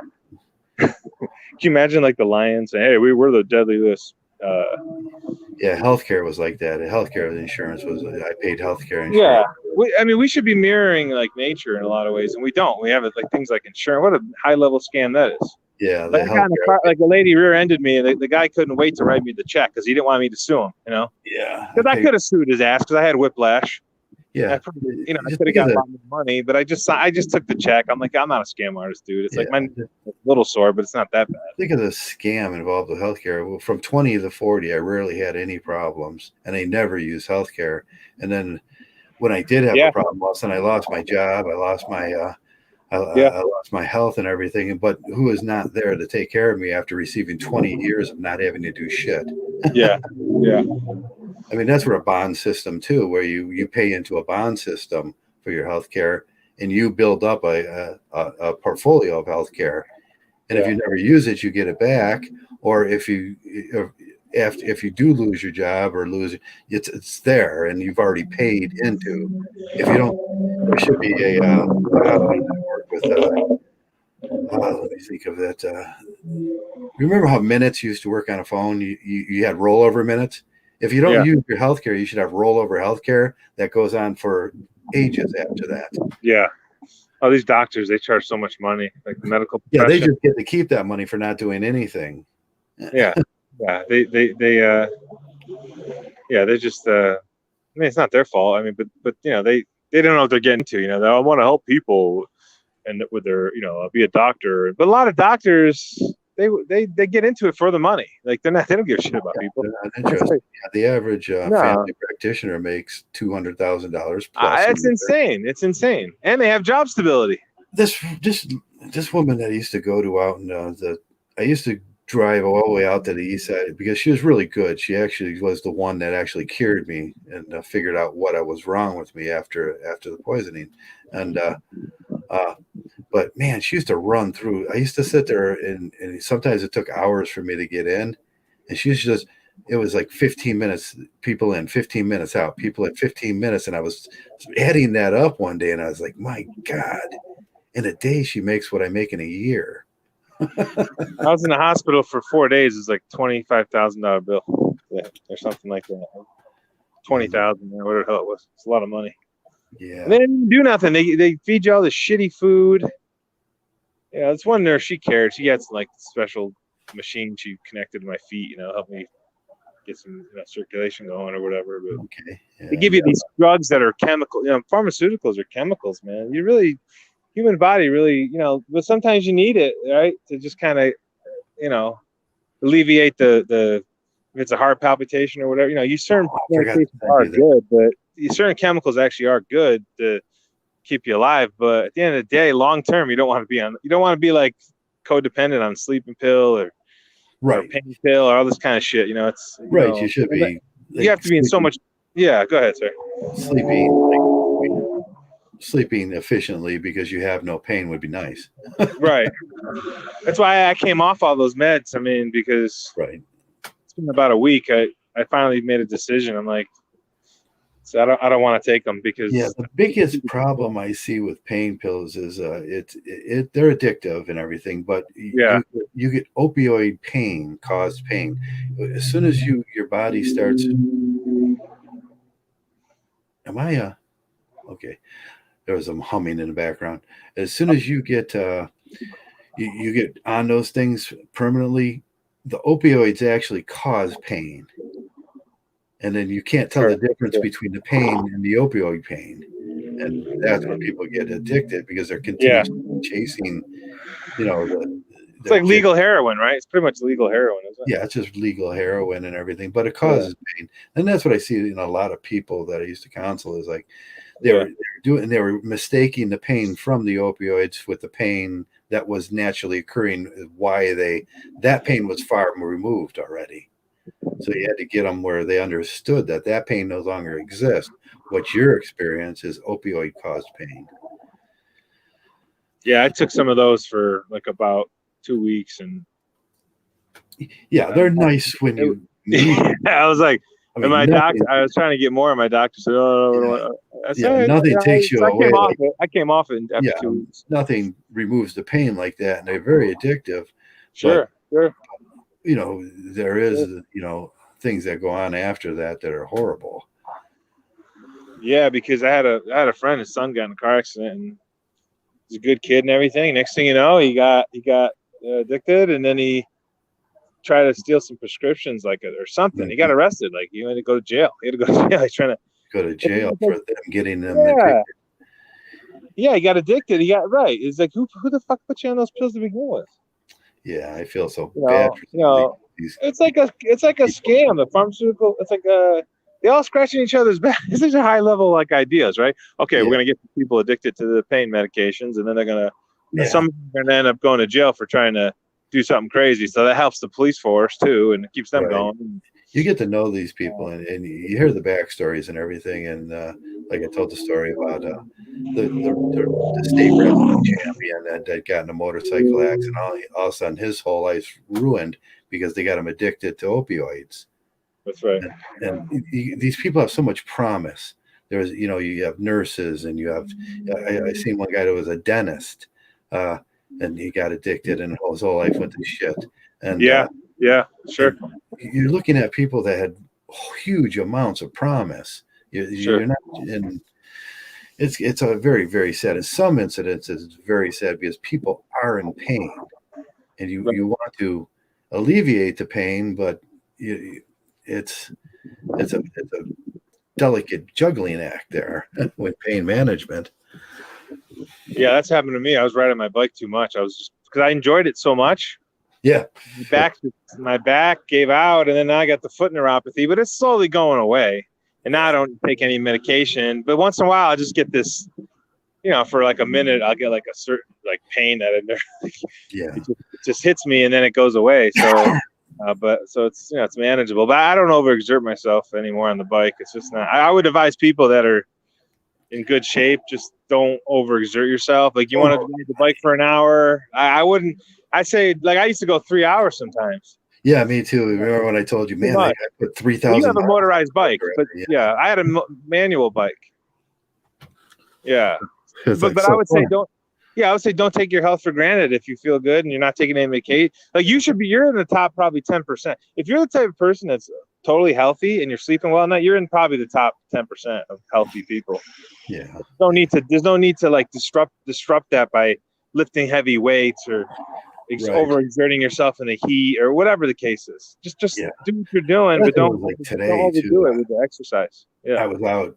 I was going to go for a ride. I was going to go all the way down the trail. So that was 6 miles down and then 6 miles back. And then I was going to come. I got something to eat and I fell asleep on the couch for a little bit, but I was going to do the full 12 miles. Yeah. And and then the guy got me angry. And then it was like, it's hot. And then I started getting irritated. Once I got irritated, it was hard for me not to be irritated. Yeah. Sure. It happens. No, it happens. I was so looking forward to that because it's a beautiful day today. I mean, I was so looking forward to that cool breeze in my face and just smiling and waving at people. And it didn't happen. Yeah. And yeah. Well, that's all. Like I said, like that just takes one guy to sometimes trigger you or whatever. Because I think I suffer from some form of PTSD too. I'm trying to like imagine myself happy and just let that stuff go. I have to let it go. Yeah, I have to let it go.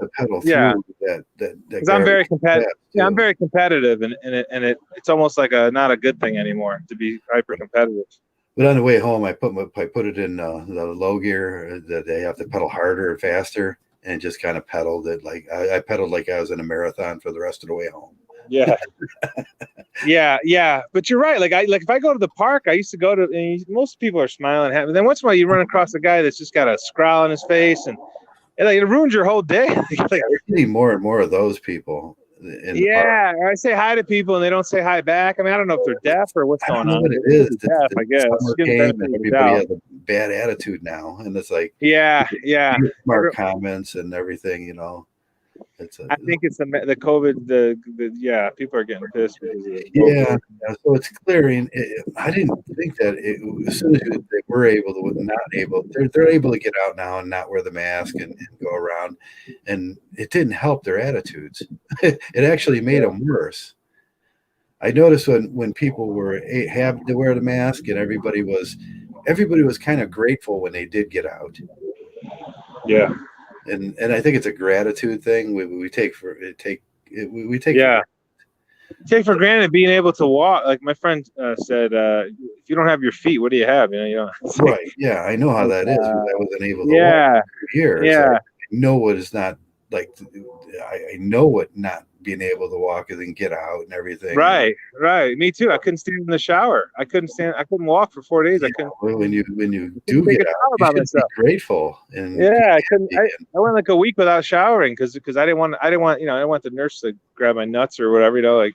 So it's like I was like the hell. I'll just shower when I get out of the hospital. I don't even care. I mean, I had clean clothes on, but I just was. I shower. You know, I shower like usually 2 times a day because the shower actually helps my neuropathy because of the warm water. the warm water. You know what I do? I put the magnesium salt inside of it. I have one of those old little baby tubs that you wash babies in. Yeah, yeah, those are In good. the shower, I put salt in that. Yeah, and then definitely. I stand in that while I take my shower, so my feet are soaking in the magnesium, and that really helps a lot. Yeah. But you know, you said about giving thanks. Like I was a pretty good football player. I mean, I don't know if I could have played Division One. I was a pretty good player, but I was maybe a little like if I was the size I was now, I probably could have played. But I didn't. I decided not to play. I quit like after the first year, and because and I'm glad I did because I saw the BS that it was, and but I'm thankful now, 25 years later, because I see like guys that they play football like high level, like Dick Butkus, guys that get these bad knees and shoulders, and like they're a mess. You know, you don't think about those things when you're young. Like you think, oh, I'm going to be young forever. And it's like those are. I mean, I loved football. I was like a lunatic, and I played really hard. I was very aggressive. And I had some neck stingers and all that, but I just kept playing. Right there, I should have quit. I got like neck stingers when I was like a sophomore.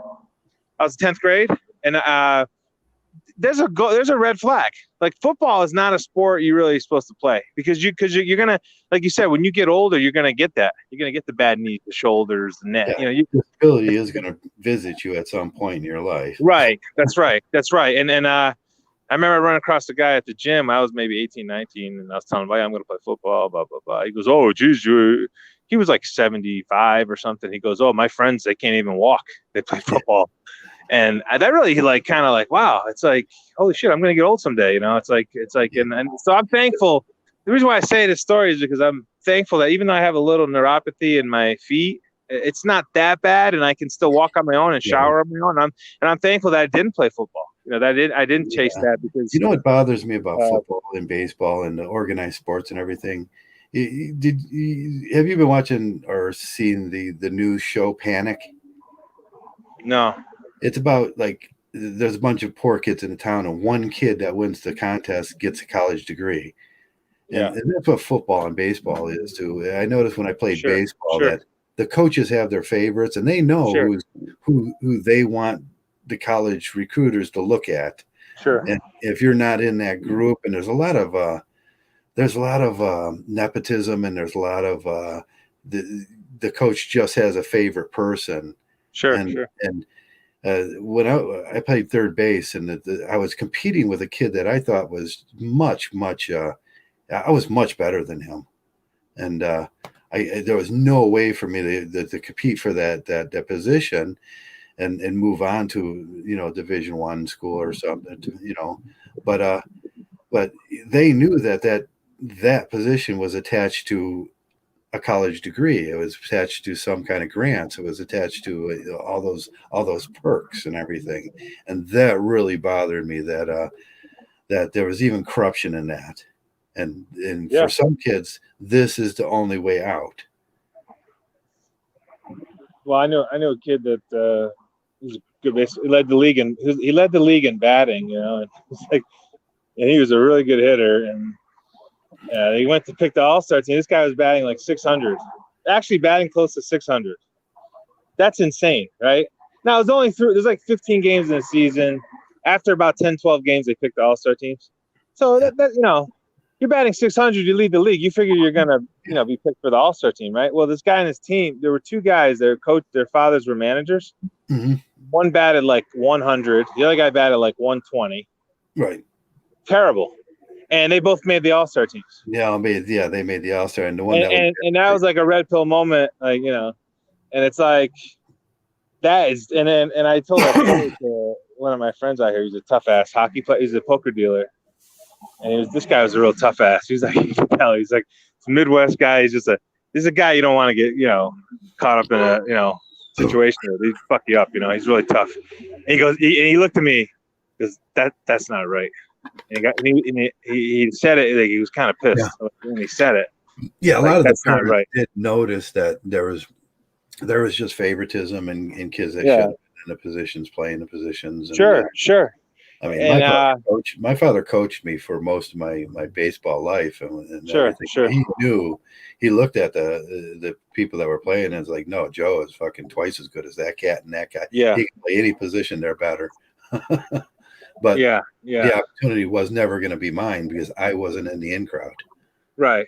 And that's the world we live in, and we just have to kind of, we can't get too negative about it. I think that way, like my friend Joe tells me, don't let them win. Well, that's kind of a simple way of putting it, but I think you have to kind of don't even consider it a game. I mean, I don't know. I guess you can consider it a game, but sometimes they don't even look at it that way. Just say, hey, I'm just going to be positive despite all these predatory idiots around me. I'm still going to be a positive person and make a positive difference. Help other people. Say kind things to people. Despite all this predatory bullshit going on, because that is a predatory thing. And there's nepotism and all this kind of stuff. Yeah. All scratching each other's backs. That's right. They're all scratching each other's back, and you know how we feel. If you just happen to have been born WASP, I mean, you're gonna have a better. Of course. If you're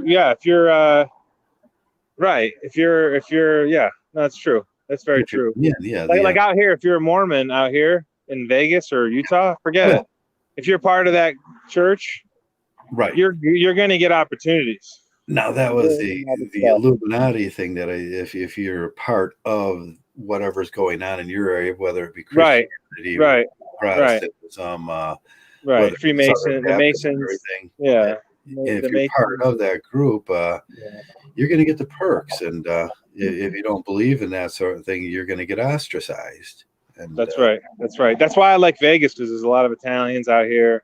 Yeah, we sort of built this city.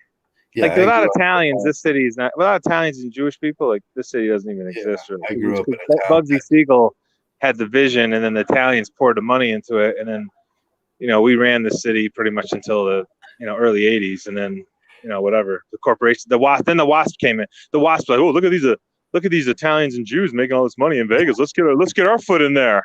Yeah. And they had their little map, a little strategic map on how to do it. Right. Yeah, because the government,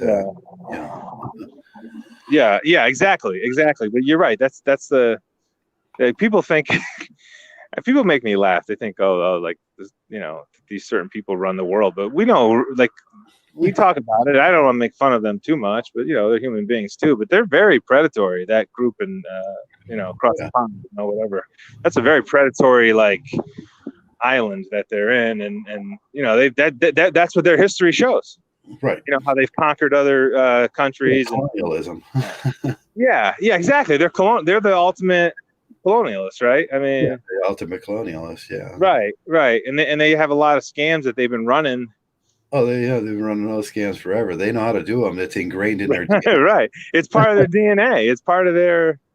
Right. It's whatever. And I stick with my culture. We work hard, but we're not suckers. We celebrate life too, and eat good. And, I don't drink anymore, but my father used to make wine, and I lived a good life. The guy worked really hard, but he knew he damn well enjoyed himself too. Like he had a lot of fun too. So don't forget that component of life too. And So anyway, it's it sucks that we're in this predatory system, but that's the first step of getting out of it, is acknowledging that it does exist, Right. Yeah, that's the first step. You acknowledge that it does exist, and you have to work within the lines, and you become aware of the scams that can and will happen to you. Right. I wish I would have been aware when I was younger, when it really mattered. Sure. Because I fell for every scam there was, and I got hit by every scam there was. Sure. Religion got me the most. Religion. But I was able to back out of it. Like, when I got to Vegas, I kind of got away from it, which was good in a lot of ways. So, I fell for in my marriage. 20s. Yeah, exactly. Well, look at that religion. The vows, like wedding vows. I mean, talk about the ultimate bait and switch. And like, people are people just not paying attention? They don't see that these people are making vows and then they're getting divorced, like, a few years later. That's why I always said they were standing before their God, making these promises to God, and then going back and breaking them and going, And that's why the God that they created doesn't. I believe in a creator of creative. I believe in a creative force. I'll just put it that way. I don't really believe in God, though. I don't think it exists, this ultimate supreme being. I don't think so. I think it's obviously a creative force that made us and animals, but we don't know what it is, and it's a mystery. We're never going to know. But the thing is, so the least God can do is strike down one of those people that broke the vow. Yeah. You know what I mean? Yeah. You can no longer be a Catholic, you become a Protestant. When you no longer could be a Protestant, you can become a Christian. Right. You can't go to church, whatever. You broke the vow. Then exactly. They should follow up on it. Like, send the priest over there to whatever, put some holy water on them, and so they can put some holy water on them, and make them burn like the Wicked Witch of the East or whatever. What was her name? Wicked Witch of the West. Yeah, wouldn't it be nice if they Dorothy poured the water on her and she disintegrated? Wouldn't it be just nice if people didn't lie to each other? Yeah. It sucks, man. And the thing is, I grew up with all these wise guys playing poker, and they kind of taught me. I learned more from those guys than the university professors. Like, I saw how they acted. Like, they were like right in your face, like the level of like how they were going to really screw you over. And I wasn't paying attention as much. I was living in a fantasy land, I guess, still. And there were two groups. One group would screw you right in your face. And they were like, you see this pinky ring? I'm going to punch you in the mouth if you say that again. There was that group. And then I hung out with this other group in Albany. They were like, they screw you with a handshake, Yeah. So there's two different ways, right? Like, the screw with a handshake. The ones with a handshake are the ones you got to really look out for more. They got the long time going. Yeah. But they want to say, oh, you'd be afraid of the street, thug. But the street thug is not really. You got to watch out for them, but they're not really as dangerous as the other ones. The other ones they'll take a lot more from you, and they'll do it subtly, Anyway, what were we talking about? What was it? I forgot what to talk. Off topic. I don't want RP to get upset. Oh, you guys are off topic. So it's Pimp Daddy God. Yeah, Pimp Daddy God, and it's just crazy, the whole thing. Like, he should strike down one of those people that broke the vow, and I don't know. I had a family member. I guess he got divorced recently, and the woman was a Christian. And I would just like to hear the story. Like, I say, because I know she used to look at his phone all the time, and he was complaining to me about a year after he got married about how she's looking at his phone all the time. Like, I wonder, maybe she found like a nude picture of Claire or something. And are you getting excitement out of watching Claire's nude picture? And that's why they got the divorce. And you're not more. You have to be more like Jesus. Yeah.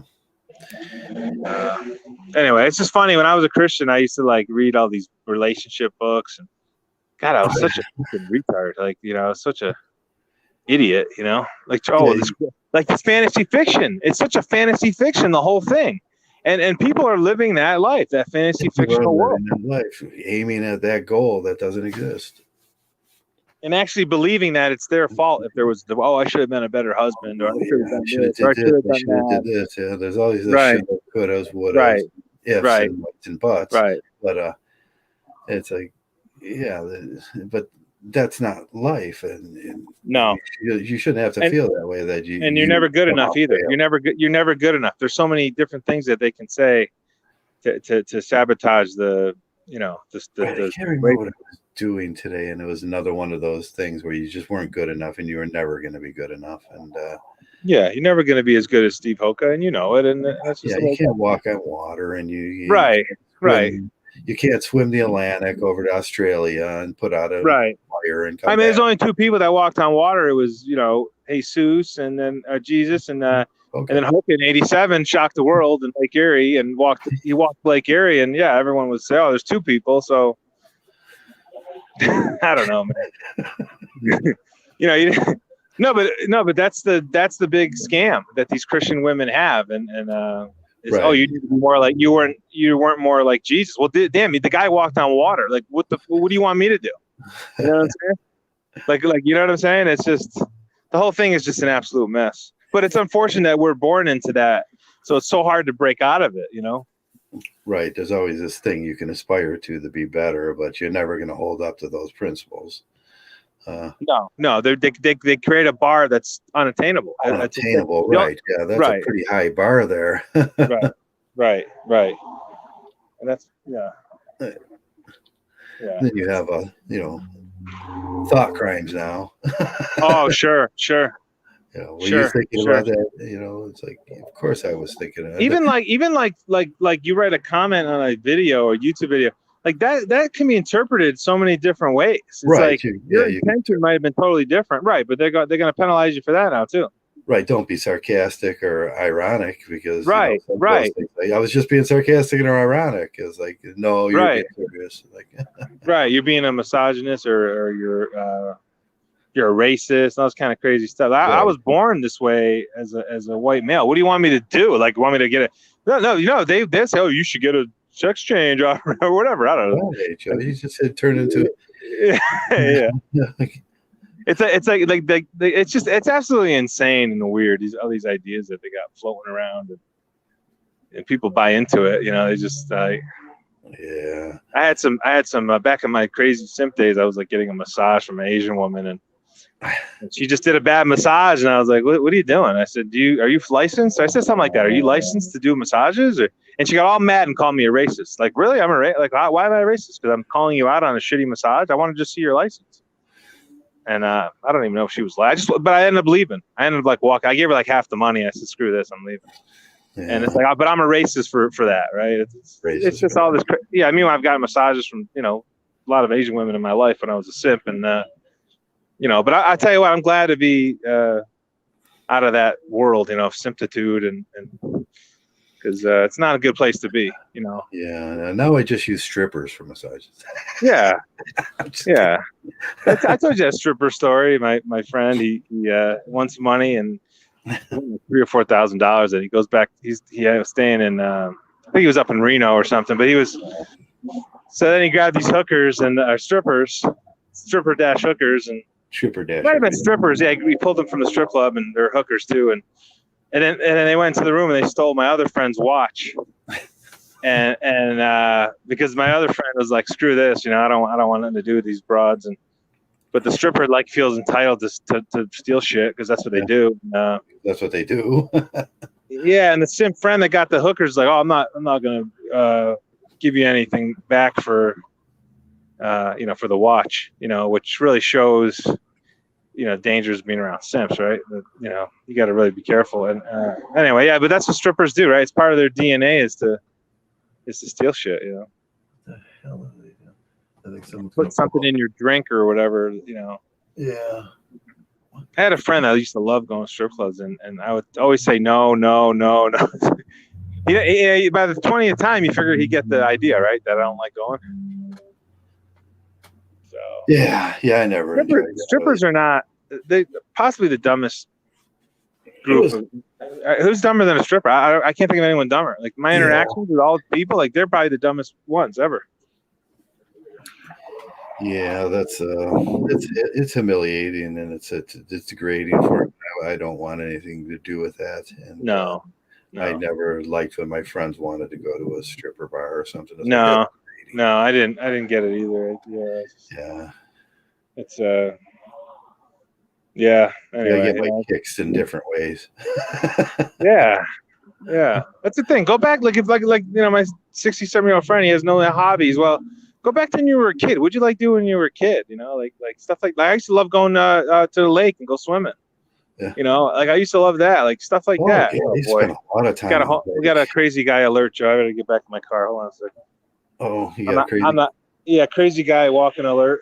He looks like he's strung out. Let me jump back in my car because I don't want to deal with this guy. Okay. Yeah, I can't. I'm driving away. I'm not dealing with this shit because I don't want to. Yeah, Las Vegas, you get those crazy people looking Oh around. yeah. Oh yeah. Money Yeah, I see. He's walking really fast. He's fidgety. He's jonesing. I'm not dealing. Yeah, I'm just not going to deal with it. So I just do what I do and get back in the car. And if you don't give him any money, he gets aggressive. Right. He's going to pull out Claire's knife and, Yeah. you know, and no, we don't need that. Yeah. Yeah. Fidgety. I mean, you feel bad for these people. Like they're in a tough spot, you know, and. Yeah. It's sad. There's a sadness and you got to protect yourself, but there's a certain sadness in it too. That there is. They didn't have a role model. That's why, you know, I think doing these videos are good, and maybe somebody will catch one when they're a teenager and listen to it, and just try to like avoid those situations in life, you know, and namely being one is long-term relationships and marriage, you know, like right. Even today, even short-term relationships are becoming so risky that I don't even think. I mean, I know it's good to give someone an out. Like I used to go to massage, you know, get a massage and whatever, and that was like my way of kind of, you know, dealing with things, but I was young, right? I was kind of like immature, but now I don't see value in that either. It's like I don't. Yeah, that's what the PUA is. The short-term relationships. They feel that there's something different about that, but that's so risky nowadays. It carries the same amount of risk. Sooner or later, you're going to get someone pregnant. Sooner or later, you're going to get. There's going to be hostility.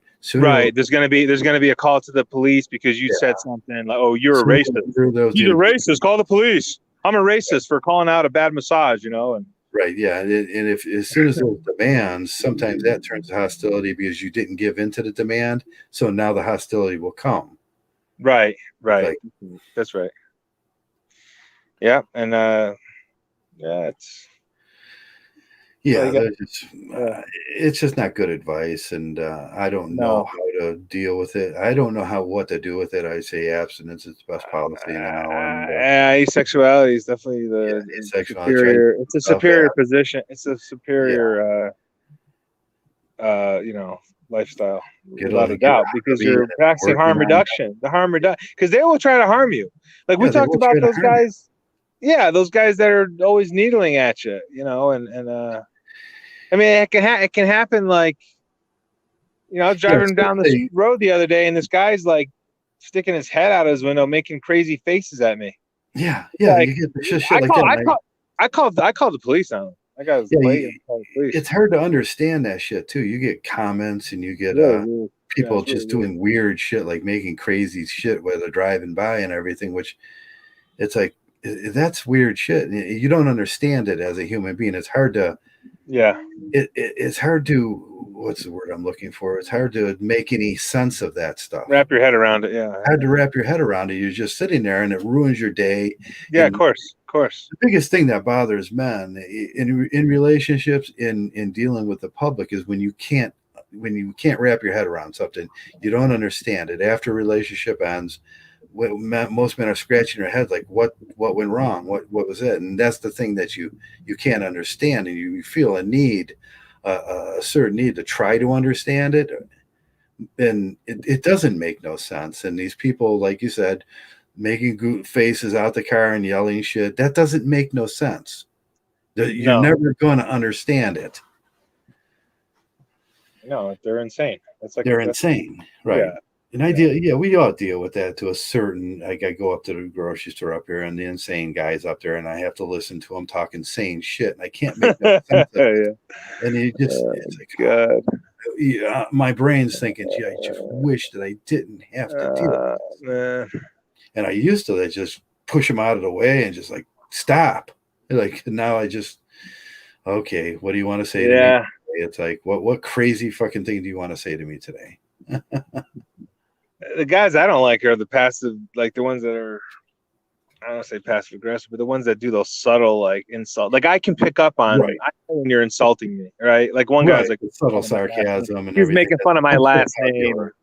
You know, he's making fun of my Italian last name and like name and like I know you're making, like, don't act like don't think I didn't pick up on it, okay? Because I did, and I kind of just act like he's not doing anything to piss me off. Like but I know, like, I'm not naive, like I'm right. I'm not not naive. gonna, right. So I just kind Like of I just say, play along with them. it's the constant casual cruelty that you get from Right, some people. right, They right, think they're permitted to do that. They think they're permitted right, to act that way.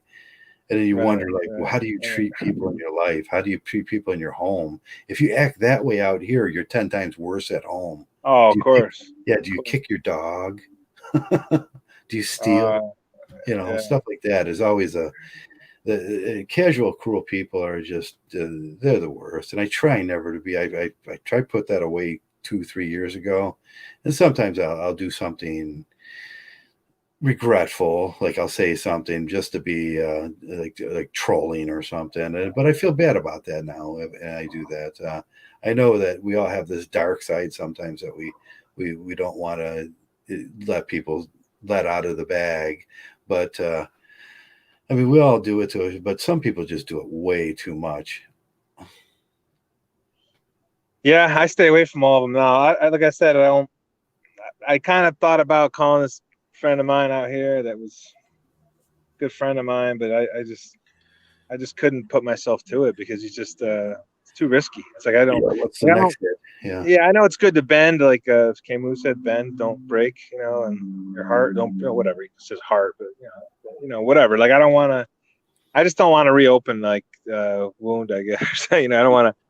It's good to bend a little bit, but boy, I give these guys a lot of chances, and I just look back on analyze how they treated me, and they never said sorry. Like I say sorry, like if I screw up, listen, I've screwed up a lot in my life, okay? right. But I Yeah, always kind of say sorry, and I mean it, and it's like these guys don't even like yeah. Even sometimes just remorse. acknowledging that you were wrong, or you Right, acknowledging that you have a different perspective on that now right, is the apology. You don't have to come out and have this whole apology speech or everything. Sometimes just acknowledging, and I do that a lot. I acknowledge to people that, hey, at that time in my life, right, I was just not thinking about that right. right, right, And now I acknowledge that I see things different now, and that's right.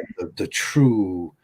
That would be true. The true nature of forgiveness and that sort of stuff. It's okay. Yeah, I acknowledge that I was wrong at that point.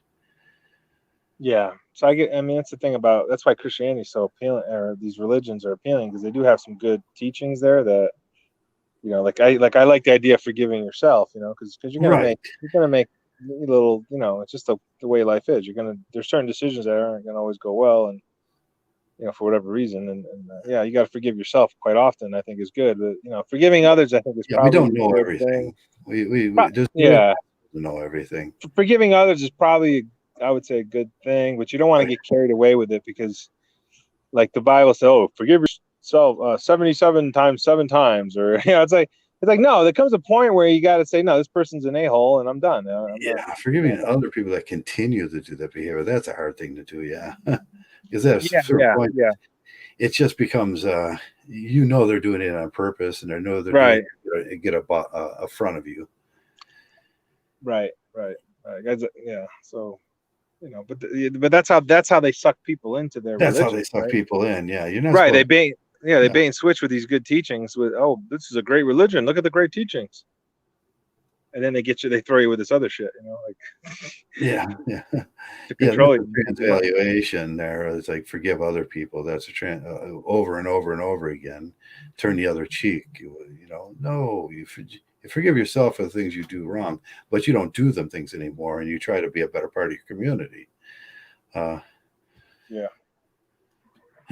yeah, that's true. Well, but yeah, like so some of the people I talked to recently, and I won't mention names, but they're kind of like doubting MGTOW, and are it's they? almost like they almost think like MGTOW is like a incel type, whatever. I don't know these Well, terms. that's the biggest mistake they make is they think, oh, Right, they've never had these experiences right, and everything. And no, I've had right. all. Exactly, Yeah, exactly. Like, yeah, these yeah. I mean, experiences have gotten me I here. have a 4-pack for crying out loud. I mean, Yeah, come on. you have a 4-pack. I mean, I've still got it. I can still get the ladies. No, but yeah. So the thing is, like, yeah, they act like we never, you know, yeah, exactly, never had those experiences. And so then they think that there's something wrong with like there must be something wrong with you. Like, why are you, if you're this like Cary Grant looking guy and whatever, you know, like why are you MGTOW? Why are you? You know what I'm saying? Yeah. They don't understand the philosophical benefit. You know what I mean? The arguments that are, you know, beneficial you know, proponents of MGTOW. Like they fail to understand that. You know? Right. Yeah. So I think that's what it is. Yeah, they haven't gotten their pen and pad out and done a pros and cons of MGTOW versus not MGTOW, and you know, and then they just assume that we're goofy or, you know, whatever, uncoordinated, right, or whatever the hell it is, right? Autistic or, you know, whatever. Spurg, like, you know, wearing robe. They think we're wearing our robes in the attic all day. So. Is there a guy we know that does that or no? Where's a robe? Yeah, I have a 3-pack. There's a slight abnormality here, but you know, it's just 3-pack. This side. Yeah, but you got to work for that 6-pack, Joe. You got to work for it. You got to work for it. That's not a 4-pack. Is, you know, you don't have to work as hard, but the 6-pack. A 6. Yeah, and you got to wear, and you got to as soon as you get the 6-pack or even 8-pack, I mean, then you got to get a shirt and then take a picture of yourself with your shirt pulled up, showing your pulled out with some other dude. You're attracted. Yeah, like when you're at the state fair and you just walk around with your shirt up, you know, showing your 6-pack. Well, you cut the shirt off and you just wear the maintenance man from Hell shirt where he cuts the sleeves and the shirt off. Yeah, that's right. That's how you do it. Anyway, yeah, it's good being MGTOW though. I'll tell you, because I like whenever I have like you know, an off day, or because it's gonna happen once in a while. I'm a pretty positive person, but you know, I always I give thanks that I got MGTOW. I got. Me too. Buster. What do you say? I'll post that. I have a keg. Yeah, that's just good. Yeah, I gotta. That's why it's good to. I don't like looking at the chat when I'm talking because I think I can watch the video again. I can watch the video again and read the comments. And yeah, what's the old joke? I have a 1-pack. They all work as one monolithic system of love. Yeah. They're all working together. Yeah. Yeah, that's funny.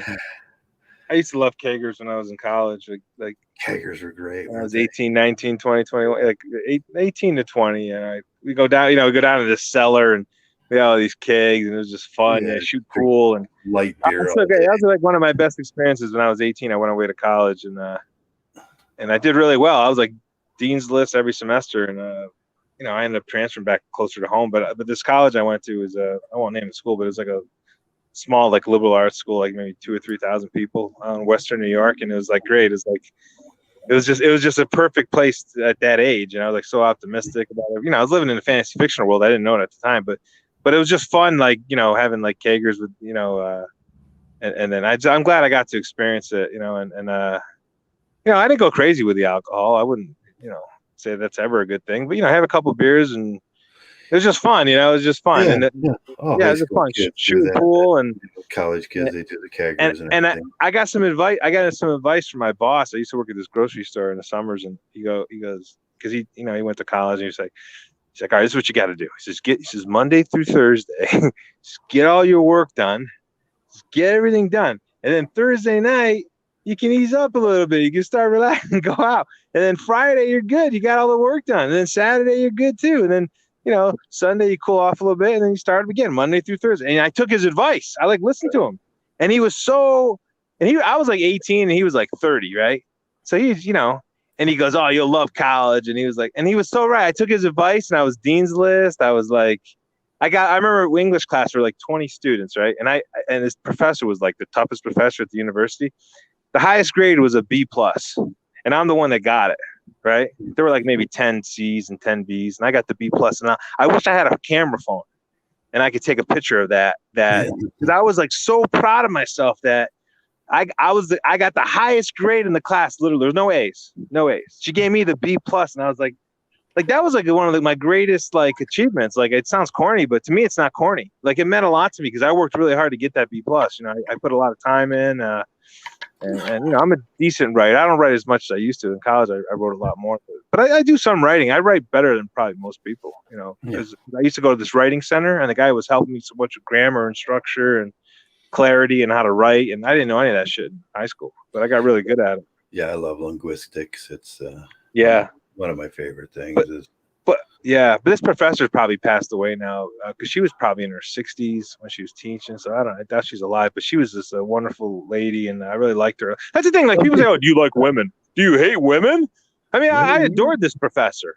She was great, and she really appreciated my grit, and my enthusiasm for school and life. You know what I mean? Because I was 18. I wasn't I didn't understand. I was living in a Spanishy fictional world, but like I could tell she really appreciated students like me that really cared and wanted to do well and wanted to learn and so I had good interactions. I remember one thing about her, I did the worst grade I got was she gave me a C+ on one paper.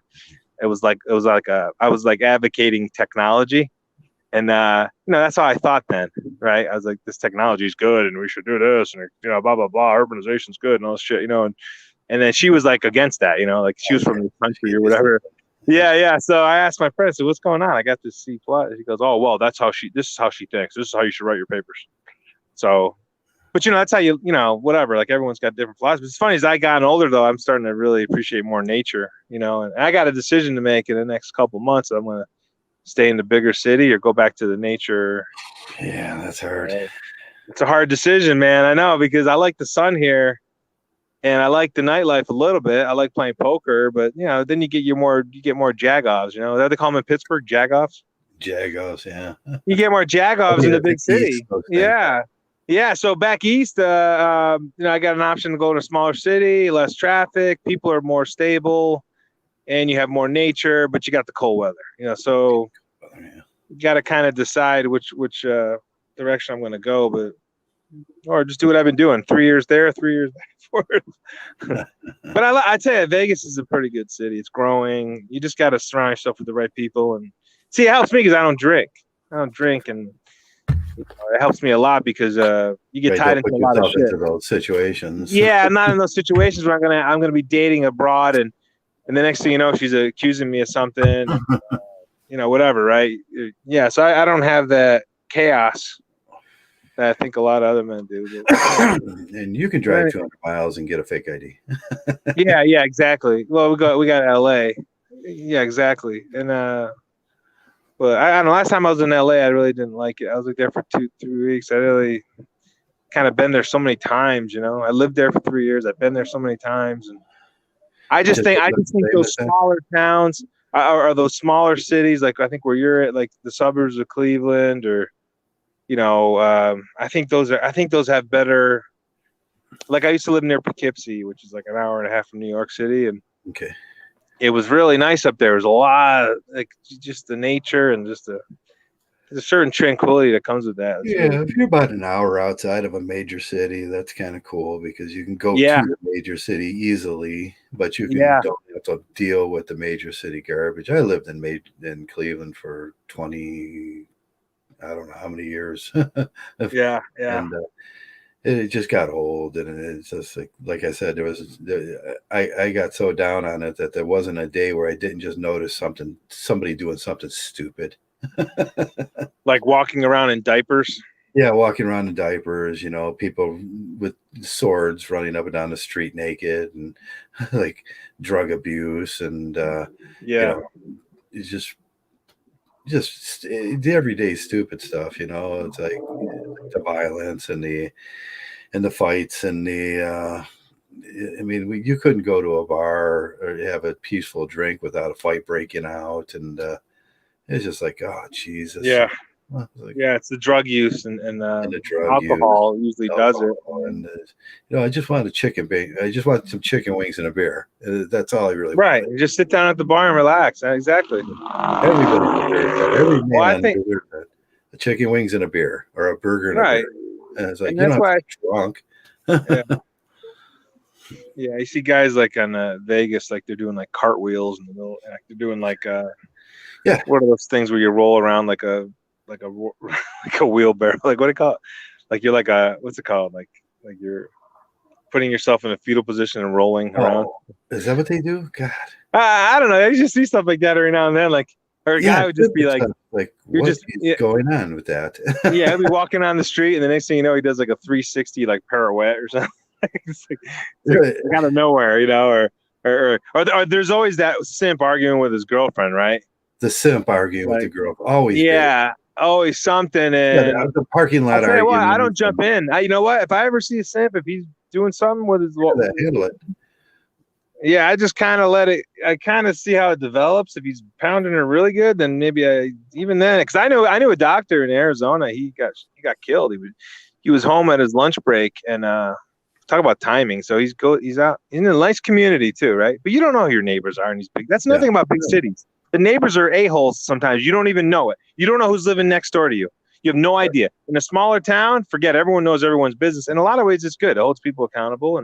But anyway, he comes in for lunch break, right? In his $1 million house, whatever. Neighbor is not arguing with the girlfriend or wife or whatever. He goes outside to say, "Hey, what's going on?" He shoots the doctor, got shot and killed. Yeah. Got shot and killed. About here is last night I walked out, and it always is creepy, eerily. When night comes around, everybody knows that everybody's trying to sleep, and right. It's just eerie silent around here at night. Yep, and if you hear something does start rattling, people will come out and take care of it, and the kids don't run around trying to steal everything. And you know, it's it's dealt with. It's dealt with in the big city. It's not dealt with. Everyone's kind of like a little on edge, and they don't want to get involved in. That's the same thing where I live in my house. That's the stupid shit. I had my house like broken into like 5-6 times when I was living in the city. And I had my bike stolen and my car broken into twice in 3 years. And I lived in the city. I lived near downtown, which was stupid. That was a stupid play, but I like the location, you know, in terms of like getting to places. Like I can go east, west, north, south, like within 2-3 miles. Yeah. So that's why I chose to live there. But that was a mistake. I should have chose like a more suburban area. Like that's where I bought my house out here, is in the suburban area, in a gated community, and no bullshit, you know. But I think having access to nature though calms people down too. Yeah. Like I think those are good places. Like you said, buy a property that, if you're gonna buy a property, buy something that's, you know, you have access to, like a park or right. I gotta move along here soon. I've seen everything there is to see around here. Yeah. And I've kind of been in every little nook and cranny in the parks and everything. And I like to move out just a little bit farther, get away, or just go see something new. I may fix, you know, put some tags on that van sooner or later here, so I can just take a drive and put the bike on the back and go see something new. I think that would be something to do, or take a long distance trip like I was talking about. If I can.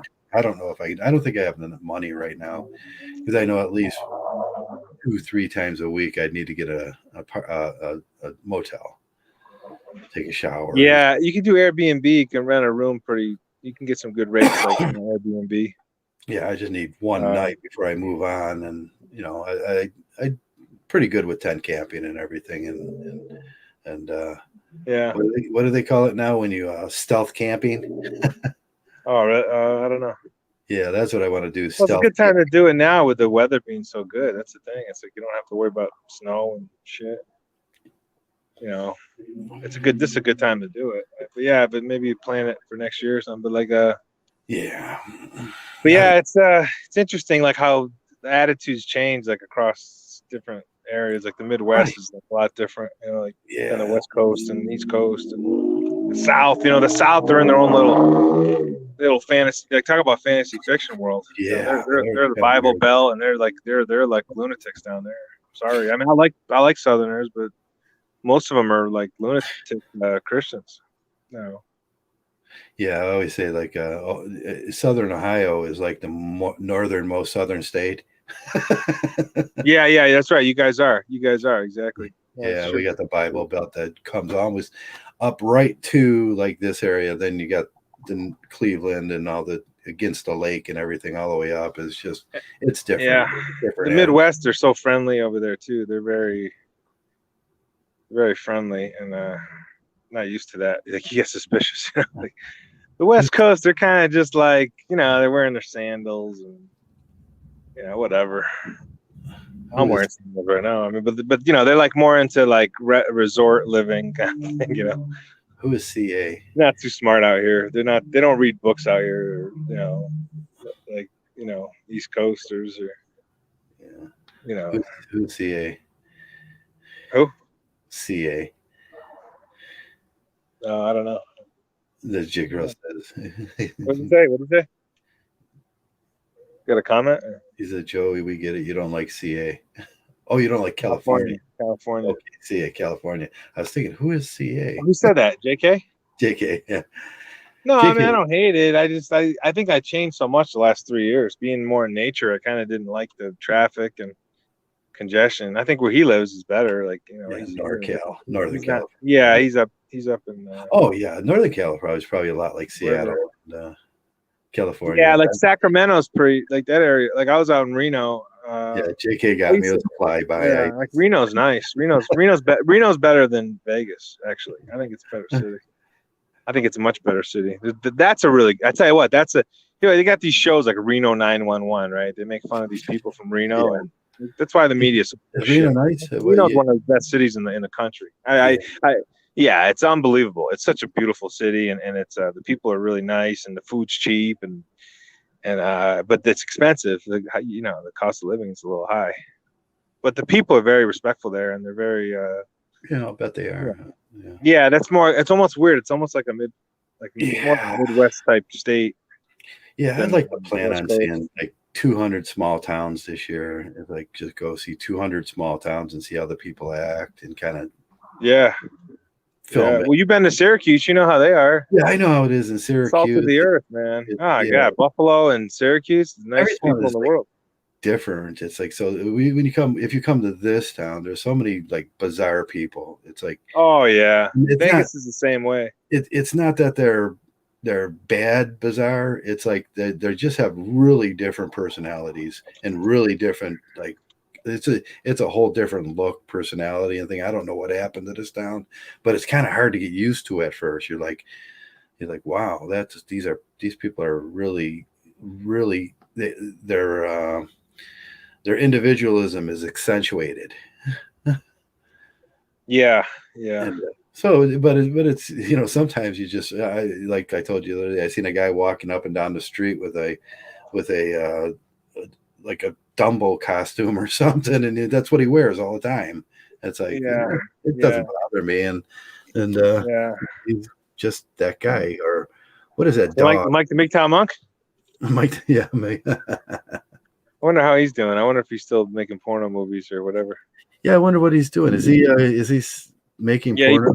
He had to prove it. He was a MGTOW by making porno. So he's gonna sell his stuff. Prove he's money. Prove he's not, Isn't that like prove he's not yeah. He actually said that in one of his videos. Yeah, men don't make great amount of money doing porno. The women make the money in porno. It's just another one of those lies that. Yeah. What a barbaric act! Oh my god! Like, we're gonna put these cameras on, and now prostitute. Like one guy was telling me, like these guys in Vegas, you get most people out here are retarded, but you get every now and then you get a really smart guy. Like he goes, oh, it's once you put the it's analytical guy. He's like, well, once you put the cameras up, so I guess prostitution's legal as long as you have cameras around. As long as you got cameras on, yeah. I thought that was hilarious. Like, like Vegas is weird. You be playing poker with like the biggest lowlife, like degenerate idiot, and then the guy to the left of you, like guy to the right to you is a degenerate idiot, and then the guy to the left of you was like a nuclear physicist, for like like you know what I mean, like for Tesla Corp, you know what I mean, or whatever. Like it's like this. Like one of the smartest guys in the world, right? It's like that's Vegas. That if I were to describe Vegas, that's Vegas for you. So it's a really strange city in that regard, but it's just it's interesting place. But it was my dream to come out here when I was in my 30s. Interesting towns make me just happy because, like you say, like you walking down the street and some guy will be walking down juggling like stuff. It's like that's fun. That's pretty cool. Oh man, like I've seen a lot of weird shit out here. Like, Yeah, I like the LARPers around here. The kids running around LARPing, and they got the big plastic swords. They look like the yeah, Goku swords, and I, it's like yeah. every time I Well, see it, I just stop and look. It's like, wow. yeah. I was in LA last 2 weeks ago, and like it's late. It's like 12 and it's like midnight or 1 in the morning. I'm driving back from the poker game. This lady's like, she's carrying like a, I don't know, 1-year-old baby in her arms. Like you know what time it is? It's like 1 o'clock in the morning. it's like yeah. It's like what is she doing? I said, wow, that's like to me. See, to me that's weird. I don't know other people. I just think it's Yeah, I weird. would like there might need to be a health Not check. not not strolling the baby. She's carrying it in her arms, walking. And you know what I mean? It's like I don't know. There's like quite a bit of traffic even at 1 in the morning in you know parts of LA, and it's not actually that bad once you get into your city because there's like tons of cities like you know kind of stuck together and yeah. but it's just I just thought that was really weird. You know, it's like you would never see that in like Syracuse. Well, once in a while I see it like maybe 10 There's o'clock at cause night. for concern. Yeah, it's cause for concern. You know, and yeah, so I don't know. Stuff like that I don't care for. But where I live out in Vegas is like really quiet, and I got lucky. I bought this house. I was like in the fantasy fictional world. I was like, I'm gonna buy this house, and then because someday I might have a wife. This is how I was thinking at the time. So someday I might have a wife and 3 kids. I'm dead serious, not even joking. I bet you did. Yeah. Yeah, and then so I bought this house, and like there's a baseball field, a tennis court, there's a pool and a spa. There's like gated community. It's like a perfect location. It's like a great location, and like and then whatever. I got lucky, I guess, not to get because I started observing. I think what it was living in Vegas, the women are so like whorish and like just out, the fake silicone and that stuff that you don't see. So I was like so off put by their attitudes out here because they're so much more sophisticated in how they like abuse men, right? Like the East Coast, like in a small town in upstate New York, like the women are more sophisticated. They're more, or let's say they're more sophisticated, but they're kind of more subtle. They're subtle in how they exploit men. I should put it that way, right? So you think that they're really not that bad. So you might actually date them and consider them as a wife. Where out here, they're just total like whores. Yeah. And they show it with their fake boobs and all this stuff, right? Attitudes. Yeah. Can you hold for a second while I take a look outside? Something's happening out there. Oh shit! Yeah. Yeah, I'll just be back. I'll just do monologue. But okay. Vegas, you have all these women that are like I seen a mother-daughter combo today wearing tight spandex, going into a grocery store at like 3 o'clock in the afternoon. I mean, that to me that's very strange and inappropriate. They're like, it's as tight as you can see, like top and bottom. So you don't see that in smaller towns and rural areas or even suburban areas. But out here, you see it all the time. Women in Vegas always flaunting their silicone boobs, and so in a lot of ways that protected me from getting married. Like I don't want to, they're obviously not wife material. And I at the time I was actually thinking of possibly starting a family and all that kind of stuff in my early 30s. But I'm lucky I avoided that altogether. Thanks to Joe and I'll give my shout out to Messenger and Shining and those guys too. They were pivotal in my decision to not get married as well because I know the shit they had to go through and anyway, and then just kind of just learning through the years of the world that I live in and that we live in, that we have to kind of analyze the information and what's going on and the manipulation and so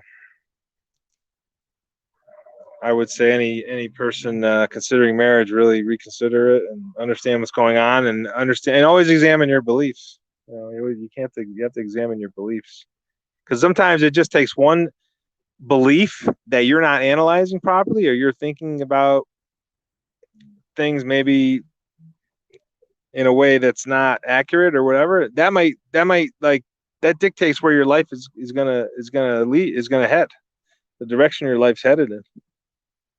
So you have to really examine your beliefs. Don't really understand what they are, so that because you want to make sure you have a good future for yourself, good present moment as well. And then another thing too, I would add is people need to realize that they change. You change as a person. I'm in my late 40s now. You're not the same person when you're in your 20s or 30s as you are in your 40s. At least most of the time you're not. I rarely know someone that is the same person.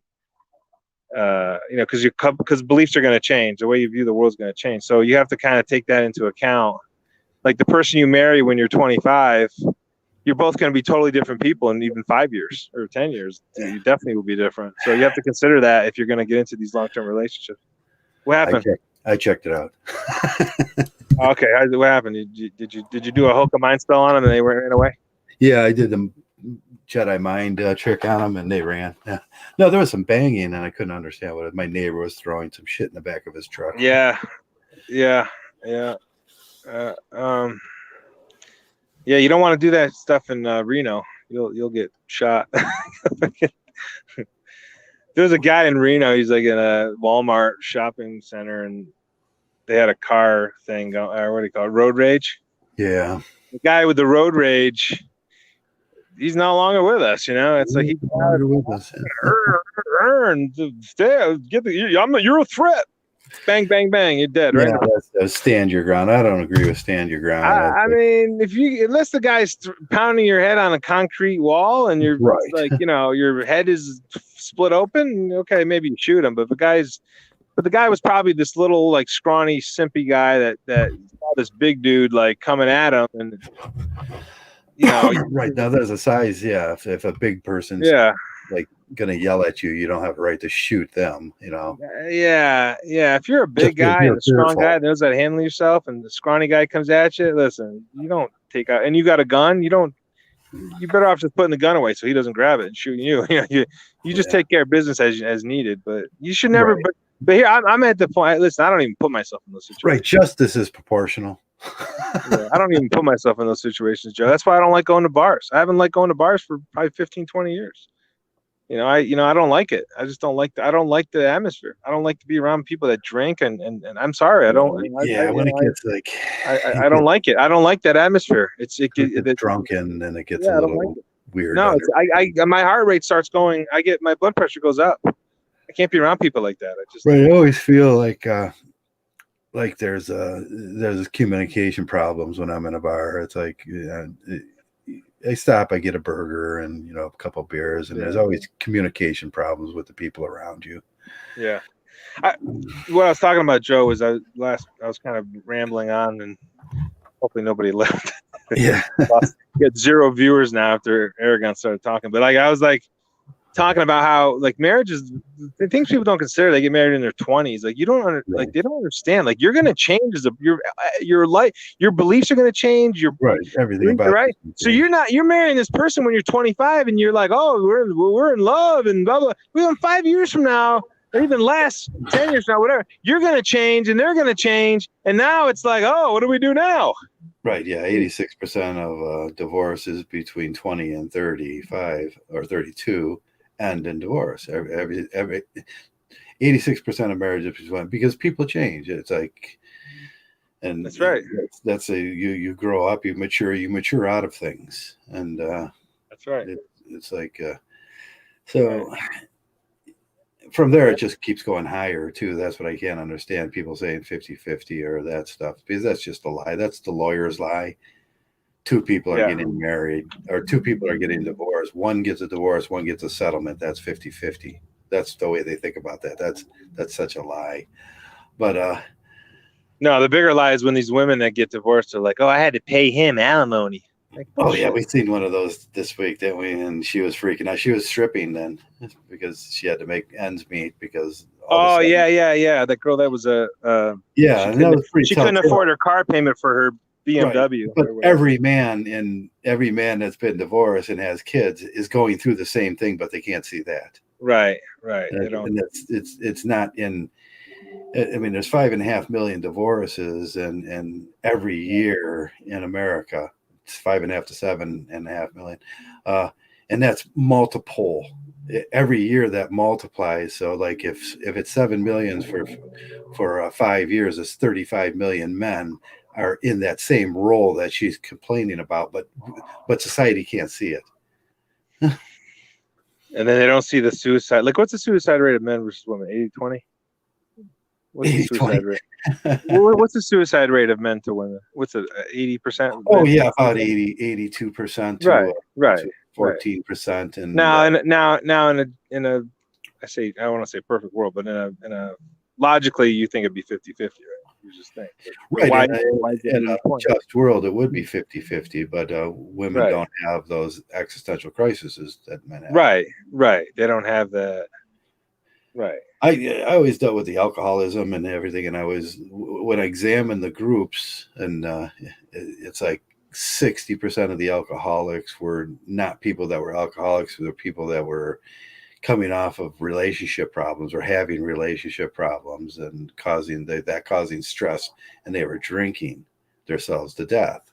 It's like another form of suicide is probably drinking yourself to a shape where you're cognitively impaired. Yeah. Here we go. City noises. You hear it? So yeah, I hear all the city noises. Car alarm goes off. Oh boy. The funniest thing I had when I was you say quiet when you go to sleep is quiet. Like we had one lady, she was like singing singers. She was like a singing from the top of her lungs. But down like the downtown area in Syracuse is not. Right. Some of them are rather good, so I don't mind it, but some of them are rather horrible. I thought that was like, what is she doing? Like, when I lived in Cleveland, there was a Warner Brothers production shop where a lot of the people drove the bus to go there, and they were singers, so they would sing on the bus, and it was rather entertaining. One girl had a just absolutely lovely voice, but the kids that walk up and down the street doing rap, that's irritating. Oh yeah.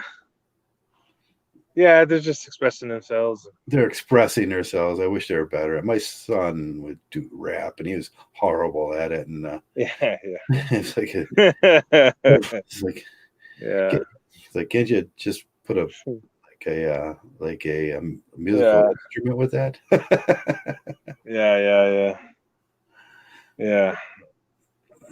I don't know. Well, that's the drums are for the basement, right? Drum set are for the basement. Yeah. I think he'd like my drums now. I have a whole set of drums now. It's like that's my outlet now. Car alarm number 2. God, I hate car alarms. I can't stand the noise. I'm trying to get good on the bongos, but it's just evading me. Maybe I need a better. Okay. Like Matthew McConaughey, doesn't he play the bongos? Does he play the bongos? I didn't know that. I thought he got in trouble one time. He was like, and I like that sound, and I think I could do it in a band, but I just need to get just a little better at it. It's like it's not I was never a drummer, so it was like not something easy to pick up, but I really enjoy doing it. And then I could play guitar and bongos at the same time if I position it right. And then I have like a couple. Now I have a couple of foot pedals that go to drums, which are really funny.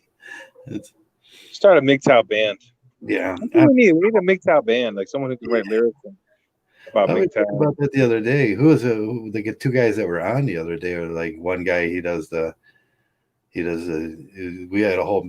We could do a MGTOW band, but it would be hard to do it, online because of the delays and stuff. Yeah. I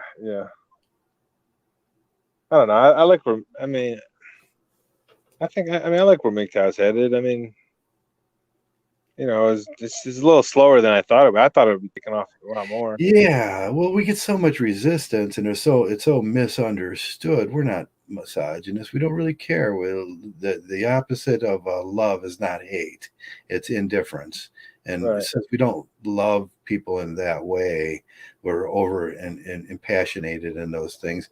It's not hate that we don't hate them. That's where the MGTOWs you hate, you must be misogynist, you hate, because they think the opposite of love is hate, and it's not. It's indifference. Yeah. And I wish I could explain that to them. We're just indifferent. We don't, it's being not liking peach ice cream. It doesn't make me a bad person. Yeah. I'm just indifferent to it. I won't buy it when I go to the store because I don't like it. It's like, Yeah. It's like, but in this society, if you're not participating in the mating rituals,